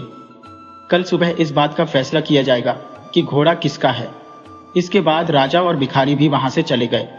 अगले दिन सुबह एक बार फिर से सभी लोग मुखिया के घर पर पहुंचे। तब मुखिया ने सबसे पहले मुनीम और किसान को अपने सामने बुलाया, जिनका विवाद यह था कि वह युवती असल में किसकी पत्नी है। मुखिया ने मुनीम की तरफ देखते हुए कहा, मुनीम जी, यह युवती आपकी पत्नी है। आप इसे ले जा सकते हैं और इस धोखेबाज किसान को मैं 50 कोड़े मारने का आदेश देता हूं। मुनीम इस फैसले से बहुत ही खुश था और अपनी पत्नी को लेकर वहां से चला गया। इसके बाद मुखिया ने कसाई और तेली को अपने सामने बुलाया। सिक्कों की थैली वहां पर रखते हुए वह कहने लगा, यह सिक्कों की थैली असल में कसाई की है, जबकि इस तेली को झूठ बोलने के कारण 50 कोड़े मारने की सजा दी जाती है। और फिर कसाई भी अपने सिक्कों की थैली लेकर खुशी खुशी वहां से चला गया। अब बारी थी महाराज और उस भिखारी की। तब मुखिया ने दोनों की तरफ देखते हुए कहा, मैंने आपका घोड़ा अपने अस्तबल में बांध रखा है, जहां पर पहले से ही 20 घोड़े मौजूद हैं। क्या तुम दोनों 20 घोड़ों के बीच में अपना घोड़ा पहचान पाओगे? महाराज ने तुरंत उत्तर दिया, मुखिया जी, 20 तो क्या, आप 100 घोड़ों के बीच में भी मेरा घोड़ा खड़ा कर देंगे तो मैं उसको पहचान सकता हूं। इसके बाद मुखिया राजा को लेकर अपने अस्तबल में गया, जहां पर पहले से ही काफी घोड़े बंधे हुए थे। राजा ने बड़ी आसानी से अपने घोड़े को पहचान लिया। इसके बाद मुखिया जी राजा को लेकर अस्तबल से बाहर आ गए। फिर वह भिखारी को अपने साथ लेकर अस्तबल में आ गए और भिखारी को घोड़े को पहचानने के लिए कहा। भिखारी ने भी बड़ी ही आसानी से घोड़े को पहचान लिया। मुखिया भिखारी को लेकर अस्तबल से बाहर आ गया और फिर कुछ क्षणों तक सोचने के बाद महाराज की तरफ देखते हुए कहने लगा, श्रीमान, यह घोड़ा आपका है, आप इसे ले जा सकते हैं। जबकि यह भिखारी एक झूठा और धोखेबाज आदमी है, इसे 50 कोड़े मारने की सजा दी जाती है। यह सुनकर महाराज मन ही मन बहुत ही प्रसन्न थे कि सचमुच मुखिया के द्वारा किया गया न्याय एकदम सटीक और सही है। अब तक शाम हो चुकी थी और फिर सभी लोग अपने अपने घरों को चले गए, लेकिन राजा अभी भी वहीं पर खड़ा था। मुखिया ने पूछा, श्रीमान, अब आप भी अपने घर चले जाइए। तो राजा कहने लगा, मुखिया जी, मैं तो सिर्फ यह जानने के लिए यहाँ पर खड़ा हूँ कि क्या आप मुझे बता सकते हैं कि आपने किस तरह से सभी झगड़ों का निपटारा किया? आखिर आप इतना न्यायपूर्ण और तर्कसंगत निर्णय कैसे लेते हैं? तब मुखिया ने कहा, अरे महोदय, यह कोई बहुत मुश्किल काम नहीं है। सबसे पहले मैंने उस मुनीम और किसान के झगड़े का निपटारा किया। असल में रात के समय मैंने उस युवती को अपनी कलम में स्याही भरने के लिए कहा था। उसने बड़ी ही आसानी से यह काम कर दिया। इससे सिद्ध होता है कि वह अवश्य ही मुनीम की पत्नी है। एक किसान की पत्नी यह काम नहीं कर सकती, क्योंकि किसान के घर पर स्याही और कलम का कोई काम नहीं है, जबकि मुनीम के घर पर यह दोनों चीजें मौजूद रहती हैं। इसके बाद मैंने कसाई और तेली के झगड़े का निपटारा किया। वह भी बहुत ही सरल काम था। मैंने उस सिक्कों की थैली में से सिक्के निकालकर गर्म पानी के बर्तन में डाल दिए थे।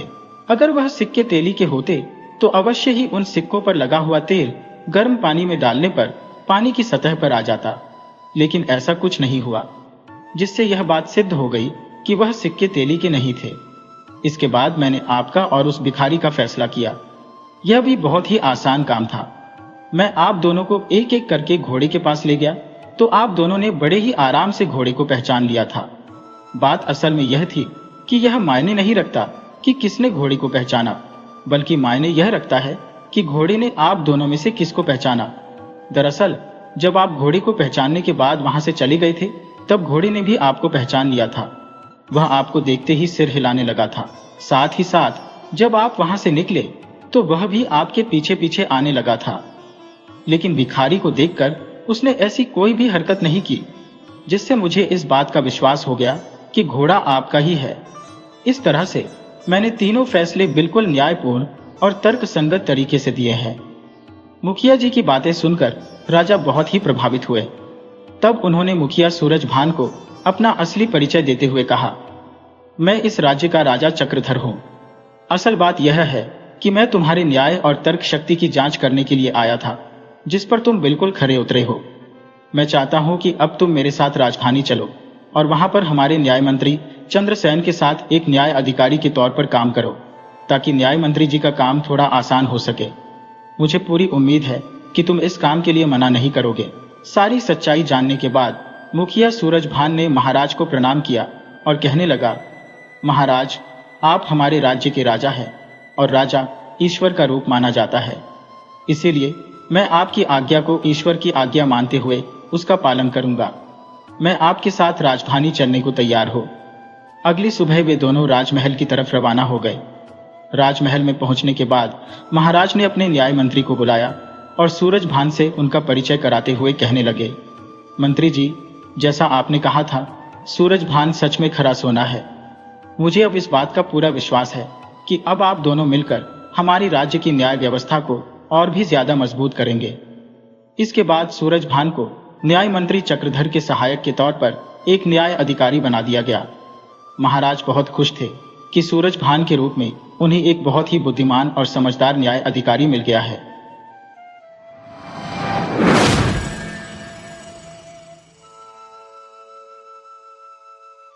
धन तृष्णा की परछाई। एक बहुत पुरानी बात है। सहारनपुर में रहते थे लाल अयोध्यानाथ।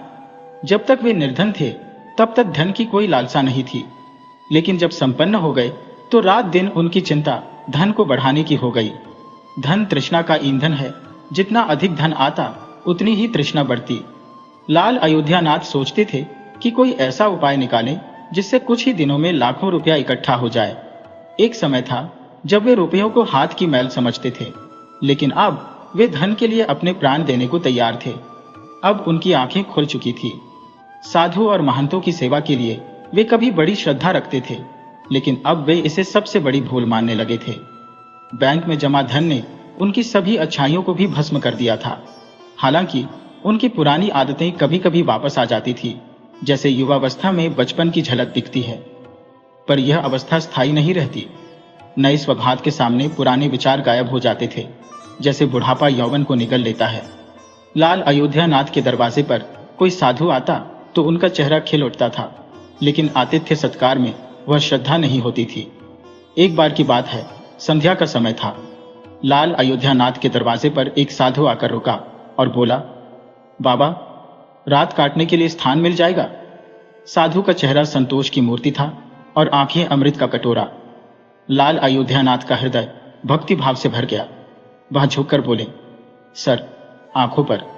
साधु ने मुस्कुराकर कहा, बेटा, आजकल के समय में तुम्हारे जैसे भक्त पुरुष बहुत कम मिलते हैं।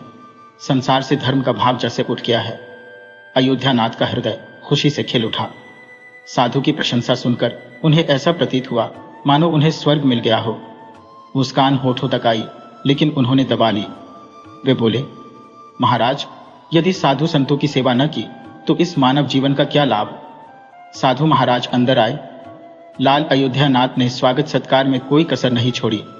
बासमती चावल, मीठे दही के बड़े, दाल और भजियों का पूरा प्रबंध किया।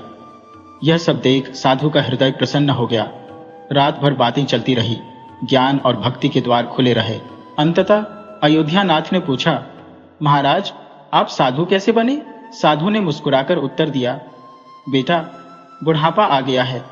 क्या सारी उम्र गृहस्थी में ही फंसा रहूंगा? कुछ हरि भजन भी तो करना चाहिए। तुम्हारी कृपा से 10 कमाए, 5 पुत्र हैं और 1 कन्या। अब सारा रुपया पैसा उन्हें दे दिया है और तीर्थ यात्रा पर जा रहा हूं। अयोध्यानाथ ने साधु की ओर देखा और पूछा, तो आपने अपना सब कुछ बच्चों को दे दिया या अपने पास भी कुछ रखा है? साधु ने उत्तर दिया, मेरे हाथ में जो यह लाठी देख रहे हो, यह अंदर से खोखली है। इसमें मैंने 11 सोने की मोहरें रखी है। यात्रा में कभी कभी धन की आवश्यकता पड़ जाती है। यह कहते कहते साधु को नींद आ गई, लेकिन अयोध्यानाथ की आंखों में नींद नहीं थी। वह बार बार लाठी को देखते और मन ही मन में कुछ सोचते रहते। लाभ और धर्म के बीच संघर्ष चलता रहा। अंत में लालच ने धर्म को पछाड़ दिया। अयोध्यानाथ ने लाठी उठा ली, परंतु हाथ कांप रहे थे। उनकी अंतरात्मा ने एक बार फिर से फड़फड़ाना शुरू किया, लेकिन लाभ के दृढ़ हाथों ने उसका गला घोट दिया। उन्होंने लाठी खोलकर उसमें से सोने की मोहरें निकाल ली और उनकी जगह साधारण सिक्के भर दिए। पाप का जादू चल चुका था। अगली सुबह हुई, साधु हरिद्वार जाने को तैयार हुआ। अयोध्या नाथ का हृदय बैठा जा रहा था। उन्हें डर था कि कहीं साधु को संदेह न हो जाए। इस विचार से उनके चेहरे का रंग उड़ता जा रहा था, परंतु साधु को इस घटना की कुछ भी खबर नहीं थी। वह मुस्कुराते हुए बातें करता और रात के आतिथ्य सत्कार के लिए बार बार धन्यवाद देता था। चलते समय अयोध्या नाथ ने कहा, महाराज, मेरे यहाँ संतान नहीं है। आप ईश्वर से प्रार्थना करें।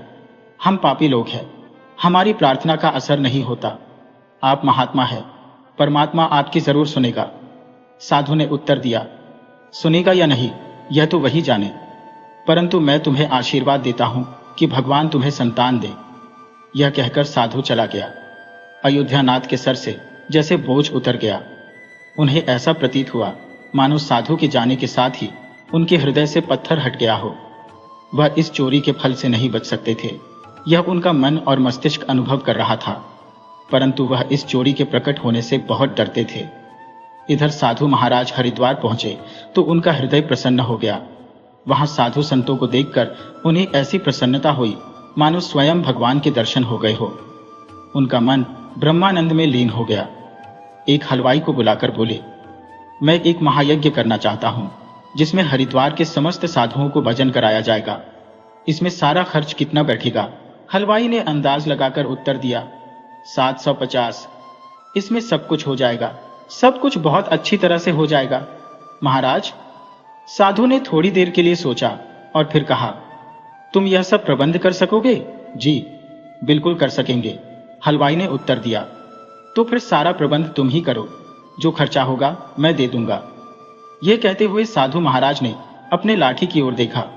हलवाई ने उत्तर दिया, महाराज आप निश्चित रहें, सब प्रबंध हो जाएगा। दूसरे दिन यज्ञ हुआ। हरिद्वार में धूम मच गई। लोग यज्ञ को देखते और आनंद में झूमते। वे कहते थे, हमने यज्ञ तो बहुत देखे हैं, परंतु इस उदारता और भक्ति भावना से रुपया पानी की तरह बहते हुए किसी को नहीं देखा। ऐसे धन्ना सेठों की कमी नहीं है जिनके पास मोहरें बहुत पड़ी है। वे मुकदमेबाजी में लाखों लूट देते हैं, बेटे के विवाह पर उड़ाते हैं, परंतु धर्म के काम पर एक पैसा भी खर्च नहीं करते। यह मनुष्य सच्चा मनुष्य है, जिसने अपना सच्चा धर्म समझा और धर्म के सामने पैसे का मोह नहीं देखा। अपनी प्रशंसा सुनकर साधु का दिमाग 7वें आसमान पर पहुंच गया और उसका हृदय आनंद में हिलोरे लेने लगा। साधु बाहर से प्रसन्न था, परंतु उसका भाग्य रो रहा था। शाम हुई। साधु ने अपने कमरे का दरवाजा बंद किया और लाठी को खोलकर देखा। लाठी के अंदर साधारण सिक्के देखकर उसका हृदय कांप गया। उसे ऐसा प्रतीत हुआ मानो कोई भयानक स्वप्न देख रहा हो। उसे अपनी आंखों पर विश्वास नहीं हो रहा था। वह चाहता था कि यह सपना जल्दी से खत्म हो जाए, परंतु यह सपना ऐसा नहीं था जिसके पश्चात उसकी नींद खुल जाती। उसने उन साधारण सिक्कों को आंखें मलमल कर देखा। उसे लगता था कि अब भी मेरी भूल दूर हो जाएगी, परंतु ऐसा ना हुआ। साधु के मुख पर पसीने की बूंदें झलकने लगी। हलवाई को थोड़ी ही देर में हिसाब देना था। उसने सोचा, अब क्या होगा? अपमान का चित्र उसकी आंखों के सामने खींच गया। साधु कांप कर खड़ा हो गया। अपमान का विचार अपमान से भी अधिक भयानक होता है। साधुओं में अपमान सहने की शक्ति नहीं होती। उसने कुछ देर तक विचार किया, जैसे निराश मनुष्य समुद्र में कूदने से पहले विचार करता है। फिर साधु ने दरवाजा बंद कर लिया। साथ ही उसकी आशा के दरवाजे भी बंद हो गए। साधु ने चारपाई की रस्सी निकालकर उसे छत पर लटका दिया। मृत्यु दरवाजे पर खड़ी थी। साधु की अंतरात्मा ने उपदेश किया, दिमाग ने युक्तियां बताई, परंतु निराशा ने सब ओर अंधेरा फैला दिया। साधु का मुख मृतक के समान सफेद हो गया। तब उसने चारपाई पर खड़े होकर रस्सी का फंदा गले में डाला और थरथराते हुए पैरों की अंतिम चेष्टा से चरण ठोकर मारकर गिरा दिया। साधु फांसी पर झूल गया और उसकी मृत्यु हो गई। सुबह का समय आनंदमय था, परंतु किसे पता था कि शाम इतनी दुखमयी होगी। कुछ समय के बाद यह घटना हर बच्चे की जुबान पर थी। साधु तो मर गया, परंतु उसका आशीर्वाद अभी भी जीवित था। 1 वर्ष के भीतर ही अयोध्या नाथ के घर एक पुत्र ने जन्म लिया। मरी हुई आशाओं में जान आ गई। अयोध्यानाथ ऐसे प्रसन्न थे मानो उन्हें सारा संसार मिल गया हो। अंधेरे घर में प्रकाश हो गया था। उनके पांव धरती पर नहीं पड़ रहे थे। बालक का नामकरण संस्कार बड़ी धूमधाम से किया गया। इस उत्सव के अवसर पर एक बड़ा भोज दिया गया। उस दिन अयोध्यानाथ ने अपनी सारी जिंदगी की कंजूसी निकाल दी और रुपयों को पानी की तरह बहाया। बालक का नाम द्वारकानाथ रखा गया। जैसे जैसे वह आयु में बढ़ता गया, अयोध्यानाथ की कामनाएं भी पल्लवित होती गईं। द्वारकानाथ बहुत ही सुशील बालक था। उसकी बुद्धि देखकर आश्चर्य होता था। लोग कहते थे कि यह कल को नाम रोशन करेगा। अयोध्यानाथ यह सुनकर गर्वित होते और उसकी शरारतों को देखकर उनका प्यार और भी बढ़ जाता। इसी प्रकार 6 वर्ष बीत गए।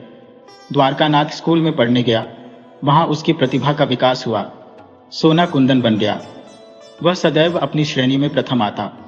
अयोध्यानाथ यह देखते और परमात्मा को धन्यवाद देते। परंतु कभी कभी जब उन्हें साधु के साथ किया गया दुर्व्यवहार याद आता तो उनके कलीजे में हलचल मच जाती और उनकी आत्मा पर गहरा बोझ छा जाता। उन्हें अब अपने की पर पछतावा होता। वे अक्सर मन ही मन दुखी रहते कि मेरी बुद्धि पर ऐसा पर्दा कैसे पड़ा जो मैंने इतनी मूर्खता कर दी। परंतु वह गुजरा हुआ समय उनके हाथ में नहीं आता था। उन्होंने वह सोने की मोहरें एक रुमाल में बांधकर एक संदूक में रख दी थी और यह निश्चय किया कि उसे साधु को लौटा देंगे। उन्होंने साधु की खोज के लिए कई लोगों को भेजा, परंतु साधु तक कोई नहीं पहुंच सका। यहां तक कि अब अयोध्यानाथ वह घटना भूल चुके थे। परंतु वह सोने की मोहरें अभी भी संदूक में रखी हुई थी। समय बीतता गया। द्वारकानाथ अब 18 वर्ष का हो गया था। वसंत के दिन थे। खेतों में सरसों फूल रही थी। अयोध्यानाथ अपनी धर्मपत्नी और बेटे द्वारकानाथ के साथ हरिद्वार को चल पड़े। वहां पहुंचकर वे एक सराय में ठहरे। वहां अयोध्यानाथ को एक नया रहस्य पता चला कि उनके बेटे द्वारकानाथ की प्रकृति साधुओं जैसी थी। वह दिन रात साधुओं के दर में घूमता रहता। कोई भी दुखी और गरीब उसे दिखाई देता तो वह उसकी सहायता करता। अयोध्यानाथ यह देखकर बड़े ही दुखी होते थे, परंतु वे कुछ कर नहीं सकते थे। द्वारकानाथ का मुख देखकर उनका क्रोध तुरंत ही शांत हो जाता था। वह बहुत सोचते थे, परंतु द्वारकानाथ के इस स्वभाव का कारण उन्हें समझ में नहीं आता था। एक दिन की बात है, द्वारकानाथ हरिद्वार में अपने दर की तरफ लौट रहा था कि रास्ते में एक वृद्ध आदमी उसे रोता हुआ मिला। द्वारकानाथ ने आश्चर्य से पूछा, क्यों भाई, रो क्यों रहे हो? वृद्ध ने उत्तर दिया, क्या कहूं, कहते हुए लज्जा आती है। फिर भी बताओ। मैं गंगा जी में डूबकर अपना जीवन समाप्त करने जा रहा हूं, क्योंकि मुझे व्यापार में घाटा हुआ है और मेरे सिर पर बहुत सा कर्ज है। द्वारकानाथ ने कहा, यह तो मामूली सी बात है। वृद्ध व्यक्ति ने अजीबोगरीब भावनाओं से द्वारकानाथ की ओर देखते हुए कहा, मुझे ऋण चुकाना है, नहीं तो आत्महत्या करने के अलावा मेरे पास कोई और उपाय नहीं है। द्वारकानाथ थोड़ी देर मौन रहा, लेकिन यह मौन वृद्ध व्यक्ति के लिए आशा की किरण बन गया।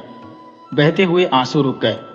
द्वारकानाथ ने वृद्ध से पूछा, कितने रुपयों से तुम्हारा काम चल सकता है? जब मनुष्य निराश हो जाता है तो उसे हर कदम पर आशा की झलक दिखती है। वृद्ध ने हिसाब लगाकर उत्तर दिया, मेरे सिर पर लगभग 1400 रुपए का ऋण है। 1400 रुपये? द्वारकानाथ थोड़ी देर के लिए चुप रहा। फिर उसने कहा, चिंता मत करो, प्रबंध हो जाएगा। वृद्ध ने पूछा, तो कब तक कर दोगे और मुझे कहाँ मिलोगे? वृद्ध ने कहा, चौक पर जो हलवाई की बड़ी दुकान है वह मेरी ही है, मैं तुम्हें वहीं मिलूंगा। द्वारकानाथ उड़ा हुआ वापस सराय में पहुंचा। इस समय उसके हृदय में हलचल मची हुई थी।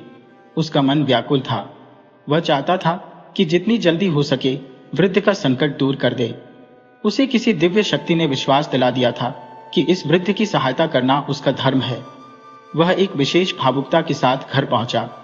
माता और पिता दोनों बाहर गए हुए थे। द्वारकानाथ का रास्ता साफ था। उसने नौकरों से चाबियां ली और कमरे के अंदर गया, परंतु संदूक में ताला लगा हुआ था। द्वारकानाथ ने पत्थर लेकर संदूक का ताला तोड़ दिया और फिर संदूक टटोलने लगा। निराशा ने पर फैलाए, मगर आशा ने अपने पंख फैला दिए। एक उम्मीद की चमक दिखाई दी। द्वारकानाथ के हाथ में एक रुमाल आ गया। उसने कपड़े हुए हाथों से उसे जल्दी से खोल दिया। उसका हृदय कमल की तरह खिल गया। उसे रुमाल में सोने की मोहरें मिली। यह वही सोने की मोहरें थी जो एक समय में अयोध्यानाथ ने साधु से चुराई थी। मोहरें गिनी तो पूरी निकली। द्वारकानाथ का हृदय प्रफुल्लित हो गया। उसने मोहरें थैले में रखी और रुमाल को वापस संदूक में रख दिया और इस तरह से भागा जैसे कोई पुलिस वाला उसके पीछे लगा हो। द्वारकानाथ ने भलाई करने के लिए बुराई का सहारा लिया था। अपना काम पूरा करके द्वारकानाथ वापस घर पहुंचा। रात का समय था। वह अभी आकर बैठा ही था कि उसके पेट में पीड़ा होने लगी। द्वारकानाथ एक साहसी नवयुवक था। बड़े से बड़े कष्ट में भी वह हिम्मत नहीं हारता था, परंतु यह पीड़ा अजीब तरह की थी। उसके मुख से चीखें निकल गईं। अयोध्यानाथ ने भी जब देखा तो उन्हें ऐसा जान पड़ा जैसे कोई विपत्ति आने वाली है। वे दौड़ते हुए डॉक्टर के पास गए, परंतु अभी वापस भी नहीं आए थे कि द्वारकानाथ ने प्राण त्याग दिए। अयोध्यानाथ ने जब यह सुना तो पछाड़ खाकर गिर पड़े और कई दिन तक बीमार रहे। परंतु द्वारकानाथ को क्या हो गया, यह आज तक उनकी समझ में नहीं आया था। एक दिन संदूक में किसी चीज के लिए हाथ डाला तो मोरों वाला रुमाल नहीं था। उन्हें कई वर्षों की भूली हुई घटना याद आ गई, परंतु उन मोरों का चला जाना और द्वारकानाथ का मरना, इन दोनों घटनाओं में क्या संबंध था, इसे वे कभी समझ नहीं सके। परंतु कहानी सुनने वाले तो समझ ही गए होंगे कि दोनों घटनाओं में क्या था। सच्चाई यह थी कि जिस साधु की मोहरें अयोध्यानाथ ने चुराई थी, उसी साधु ने अयोध्यानाथ के बेटे द्वारकानाथ के रूप में पुनर्जन्म लिया था। द्वारकानाथ बनकर उसने ही वही सोने की मोहरें अयोध्यानाथ से चुराकर वृद्ध व्यक्ति को दे दी और अपना पूर्व जन्म का कर्ज चुका दिया। वह वृद्ध व्यक्ति वही था जिसने साधु के लिए भंडारे का प्रबंध किया था। इस तरह से अपना ऋण पूरा करते ही द्वारकानाथ ने प्राण त्याग दिए। साधु ने पूर्व जन्म का अपना ऋण चुकाकर अयोध्यानाथ को उनके कर्मों की सजा दी, जो अब अपने जवान बेटे की मौत के दुख में तड़पते रहे।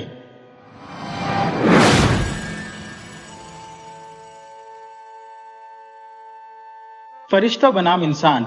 लाला दाऊ दयाल गांव में महाजन का कार्य करते थे। वह कई ग्रामीणों को ब्याज पर पैसे उधार देते थे। हालांकि वह कचहरी में मुंशी का भी काम करते थे और जो भी बचत होती उसे 25-30 सैकड़ा वार्षिक ब्याज पर उधार दे देते थे। उनकी प्राथमिकता गरीब तबके के लोग होते थे, जबकि संपन्न और अमीर लोगों से वे सदा चौकस रहते थे। उनका कहना था कि अमीर लोगों को उधार देना ऐसा ही है जैसे पैसे कुएं में फेंक देना, क्योंकि पैसे मिलते ही उनकी सारी संपत्ति गायब हो जाती है और कानूनी कार्यवाही का भी कोई असर नहीं होता। वहीं गरीब लोग सारा उधार ब्याज सहित वापस लौटा देते थे। एक दिन लाला दाऊ दयाल कचहरी से घर लौट रहे थे तो उन्होंने रास्ते में एक विचित्र दृश्य देखा। एक मुसलमान व्यक्ति अपनी गाय बेच रहा था और कई लोग उसे घेरे खड़े थे। कोई उसके हाथ में पैसे दे रहा था तो कोई गाय की रस्सी छीनने की कोशिश कर रहा था।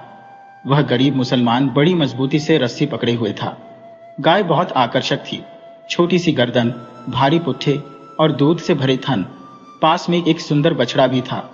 लाला दाऊ दयाल ने मुसलमान से पूछा, क्यों जी, ये गाय बेच रहे हो? तुम्हारा नाम क्या है? मुसलमान ने दाऊ दयाल को देखकर प्रसन्नता से उत्तर दिया, हाँ हुजूर, बेच रहा हूँ। मेरा नाम रहमान है, पचौली में रहता हूँ। ये गाय बहुत दूध देती है, एक बेला में 3 शेर दूध।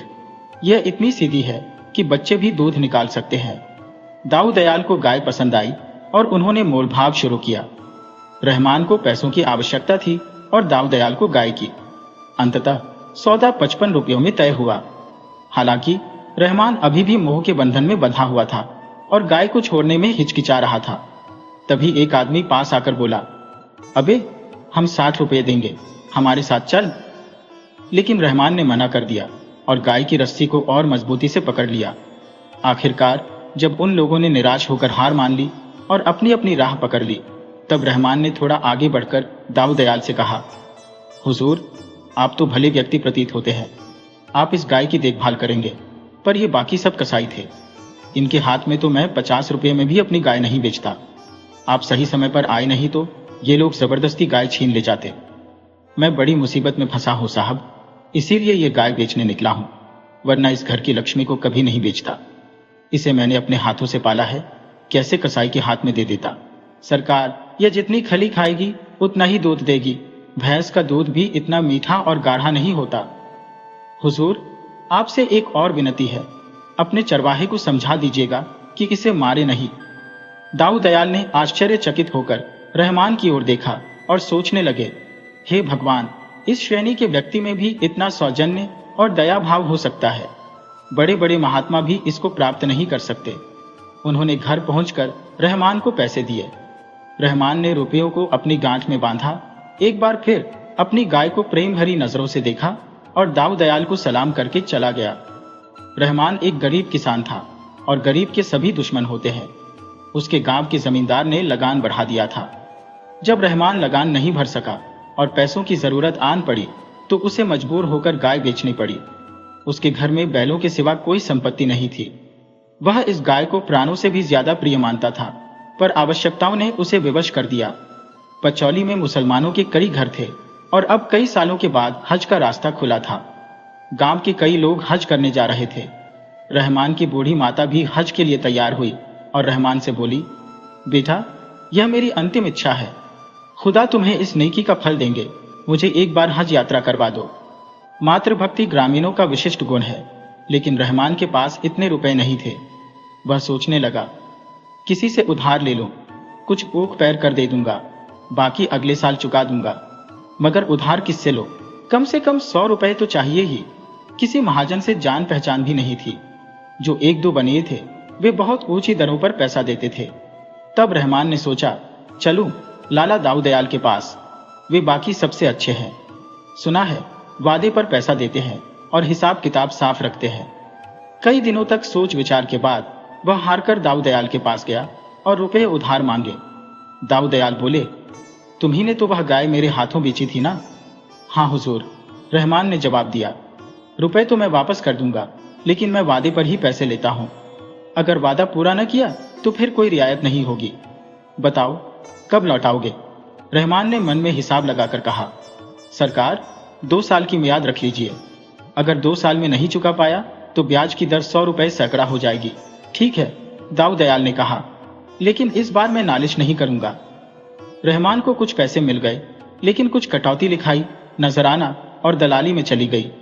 घर पहुंचकर उसने थोड़ा गुड़ बेच दिया और अपनी स्त्री को समझाकर माता के साथ हज को चल दिया। 2 साल की मियाद पूरी होने पर दाऊ दयाल ने तकाजा किया। उन्होंने एक आदमी को रहमान के घर भेजकर बुलाया और कठोर स्वर में बोले, क्या 2 साल पूरे नहीं हुए? अब लाओ, पैसे कहाँ हैं? रहमान ने दीनता से कहा, हुजूर, बड़ी मुसीबत में हूं। अम्मा जब से हज करके आई है बीमार पड़ी है। रात दिन उन्हीं की देखभाल में लगा रहता हूं। जब तक जीवित है हुजूर, कुछ सेवा कर लो। पेट का धंधा तो जिंदगी भर लगा रहेगा। इस साल फसल भी नहीं हुई, सारा ऊख पानी के बिना सूख गया। अल्लाह ही जानता है किस मुसीबत से दिन काट रहा हूं। हुजूर के पैसे कोड़ी कोड़ी अदा करूंगा। साल भर की मोहलत और दे दीजिए। अम्मा अच्छी हो जाएं और मेरे सिर से बला टले। दाऊ दयाल ने कहा, ब्याज 100 रुपए सैकड़ा हो जाएगा। रहमान ने कहा, जैसी हुजूर की मर्जी। रहमान घर लौटकर देखा, माँ का अंतिम समय आ पहुंचा है। माँ ने बेटे को वात्सल्य भरी दृष्टि से देखा, आशीर्वाद दिया और परलोक से धार गई। रहमान अब तक गर्दन तक पानी में था, अब सिर तक डूब गया। इस वक्त पड़ोसियों से उधार लेकर दफन कफन का प्रबंध किया, मगर मृत आत्मा की शांति के लिए जकात और फातिहा की जरूरत थी। कब्र बनवानी जरूरी थी, बिरादरी का खाना, गरीबों की खैरात, कुरान की तिलावत और भी कई संस्कार आवश्यक थे। मातृ सेवा का यह अंतिम अवसर था। अब उसने सोचना शुरू किया कि पैसे कहां से लाए। दाऊ दयाल भी शायद अब ना दें। एक बार उनके पास जाकर देखता हूं, शायद मेरी विपत्ति सुनकर उन्हें दया आ जाए। बड़े आदमी है, 100-200 रुपये उनके लिए कोई बड़ी बात नहीं होगी। मन में इसी प्रकार सोचता विचारता वह दाऊ दयाल के पास चला। रास्ते में एक एक कदम भारी लग रहा था। अब भी 3 दिन ही हुए हैं जब साल भर में पिछला पैसा अदा करने का वादा किया था। अब और पैसे मांगने जाऊंगा तो वे क्या कहेंगे? यदि मैं उनकी जगह होता तो कभी भी उन्हें पैसे न देता। अवश्य उन्हें संदेह होगा कि इस आदमी की नीयत ठीक नहीं है। अगर उन्होंने दुत्कार दिया और घुड़की दे दी तो पूछेंगे कि तेरे पास कौन सी बड़ी संपत्ति है जिसके बदले में तू रुपये मांगता है। मैं क्या उत्तर दूंगा? जो थोड़ी बहुत जायदाद है वह मेरे ये दोनों हाथ है, इसके अलावा और कुछ नहीं। हालांकि इन निराशाजनक शंकाओं के बावजूद वह धीरे धीरे आगे बढ़ रहा था, जैसे कोई अनाथ विधवा थाने में फरियाद लेकर जा रही हो। लाला दाऊ दयाल कचहरी से लौटकर नौकरों पर बिगड़ रहे थे। द्वार पर पानी क्यों नहीं छिड़का? बरामदे में कुर्सियां क्यों नहीं रखी? इतने में रहमान सामने जाकर खड़ा हो गया। लाला साहब झल्ला रहे थे, तुम क्या करने आए हो? क्यों मेरे पीछे पड़े हो?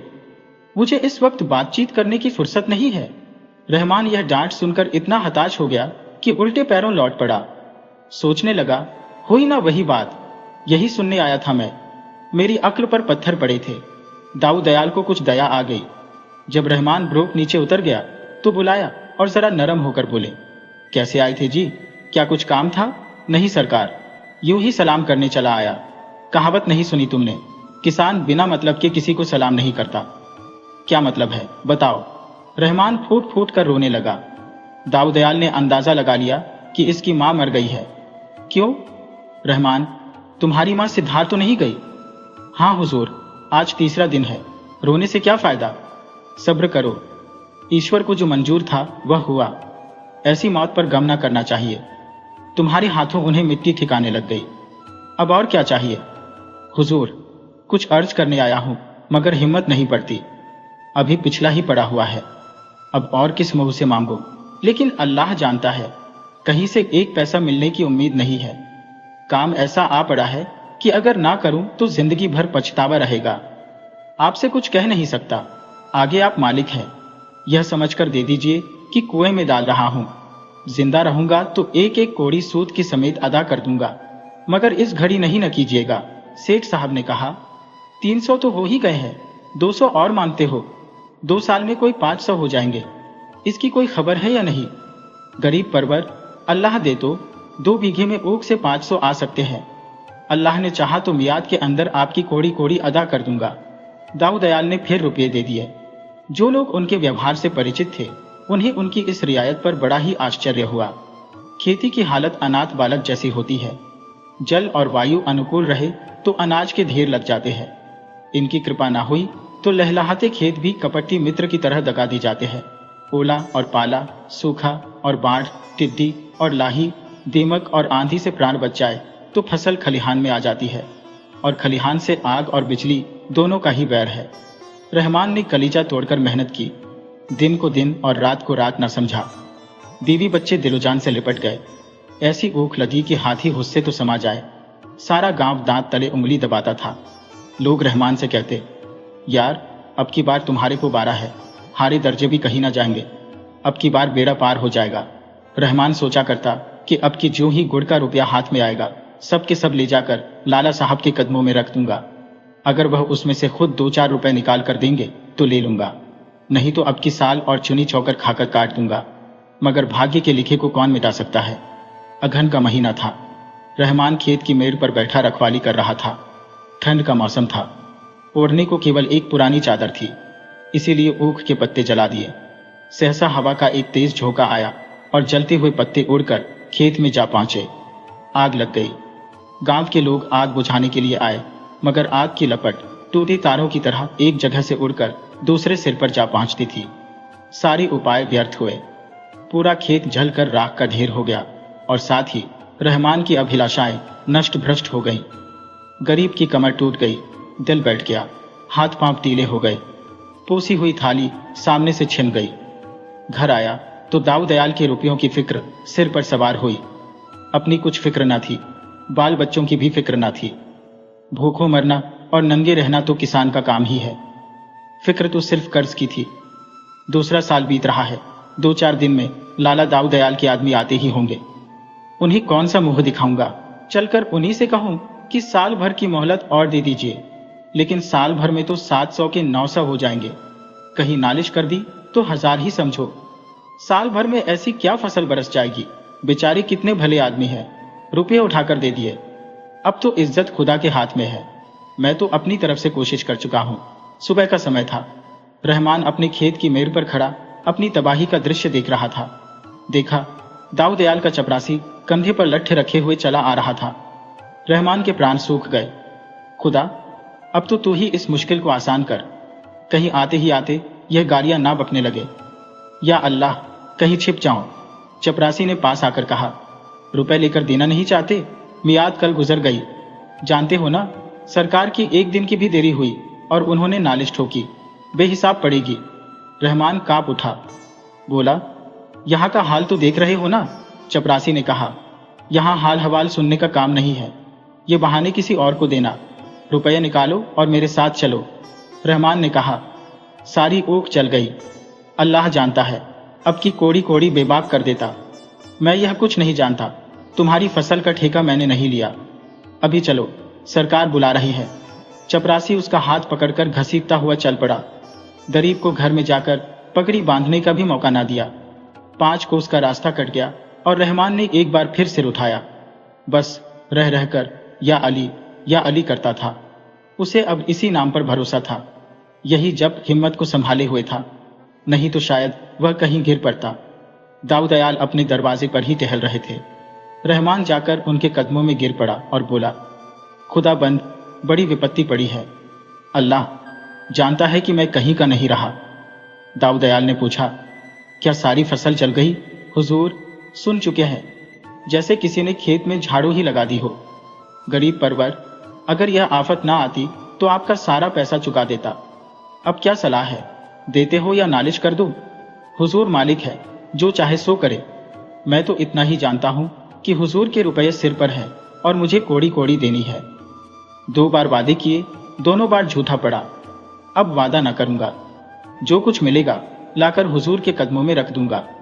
मेहनत और मजदूरी से पेट और तन काटकर जिस तरह हो सकेगा आपके रुपए भरूंगा। दाऊ दयाल ने मुस्कुराकर कहा, तुम्हारे मन में इस वक्त सबसे बड़ी कौन सी आरज़ू है? रहमान ने कहा, यही हुजूर कि आपके रुपए अदा हो जाए। सच कहता हूं हुजूर, अल्लाह जानता है। अच्छा, तो समझ लो कि मेरे रुपए अदा हो गए। अरे हुजूर, ये कैसे समझ लो? यहां ना दूंगा तो वहां देना पड़ेगा। नहीं रहमान, अब इसकी फिक्र ना करो। मैं तो तुम्हें आजमा रहा था। सरकार ऐसा ना कहे, इतना बोझ सिर पर लेकर ना मरूंगा। सेठ ने कहा, कैसा बोझ? जी मेरा, तुम्हारे ऊपर कुछ आता ही नहीं। अगर कुछ आता भी हो तो मैंने माफ कर दिया, यहां भी और वहां भी। अब तुम मेरी 1 पैसे के भी देनदार नहीं हो। असल में मैंने तुमसे कर्ज लिया था, वही अदा कर रहा हूं। मैं तुम्हारा कर्जदार हूं, तुम मेरे कर्जदार नहीं हो। तुम्हारी गऊ अब तक मेरे पास है। उसने मुझे कम से कम 800 का दूध दिया है। 2 बछड़े मुनाफे में अलग से दिए हैं। अगर तुमने यह गऊ कसाई को दे दी होती तो मुझे इतना फायदा कहां से होता? तुमने उस वक्त रुपये का नुकसान उठाकर वह गऊ मेरे हाथों में बेची थी। वह शराफत मुझे याद है। उस एहसान का बदला चुकाना मेरी ताकत से बाहर है। जब तुम इतने गरीब और नादान होकर एक गऊ की जान के लिए रुपये का नुकसान उठा सकते हो, तो मैं तुम्हारी 100 गुनी हैसियत रखकर अगर 400-500 माफ कर देता हूं तो कोई बड़ा काम नहीं कर रहा हूं। तुमने भले ही जानकर मेरे ऊपर कोई एहसान न किया हो, पर असल में वह मेरे धर्म का एहसान था। मैंने भी तुम्हें धर्म के काम के लिए ही रुपए दिए थे। बस हम तुम दोनों बराबर हो गए। तुम्हारी गऊ के दोनों बछड़े मेरे यहां पर है। जी चाहे तो लेते जाओ, तुम्हारी खेती में काम आएंगे। तुम सच्चे और शरीफ आदमी हो। मैं तुम्हारी मदद करने को हमेशा तैयार रहूंगा। इस वक्त भी तुम्हें रुपयों की जरूरत हो तो जितने चाहो ले सकते हो। रहमान को ऐसा मालूम हुआ कि उसके सामने कोई फरिश्ता बैठा हो। रहमान के मुंह से धन्यवाद के शब्द निकल भी ना सके। बड़ी मुश्किल से आंसुओं को रोककर बोला, हुजूर को इस नेकी का बदला खुदा देगा। मैं तो आज से अपने आप को आपका गुलाम समझूंगा। नहीं जी, तुम मेरे दोस्त हो। नहीं हुजूर, गुलाम हो गुलाम। छुटकारा पाने के लिए जो रुपये देता है उसे मुक्ति धन कहते हैं। तुम बहुत पहले ही मुक्ति धन अदा कर चुके हो। अब भूल कर भी यह शब्द मुंह से ना निकालना। रहमान लाख लाख धन्यवाद करता हुआ अपने घर वापस लौट गया। उसके मन में अब संतुष्टि थी कि उसे लाला जी का कर्ज नहीं देना था।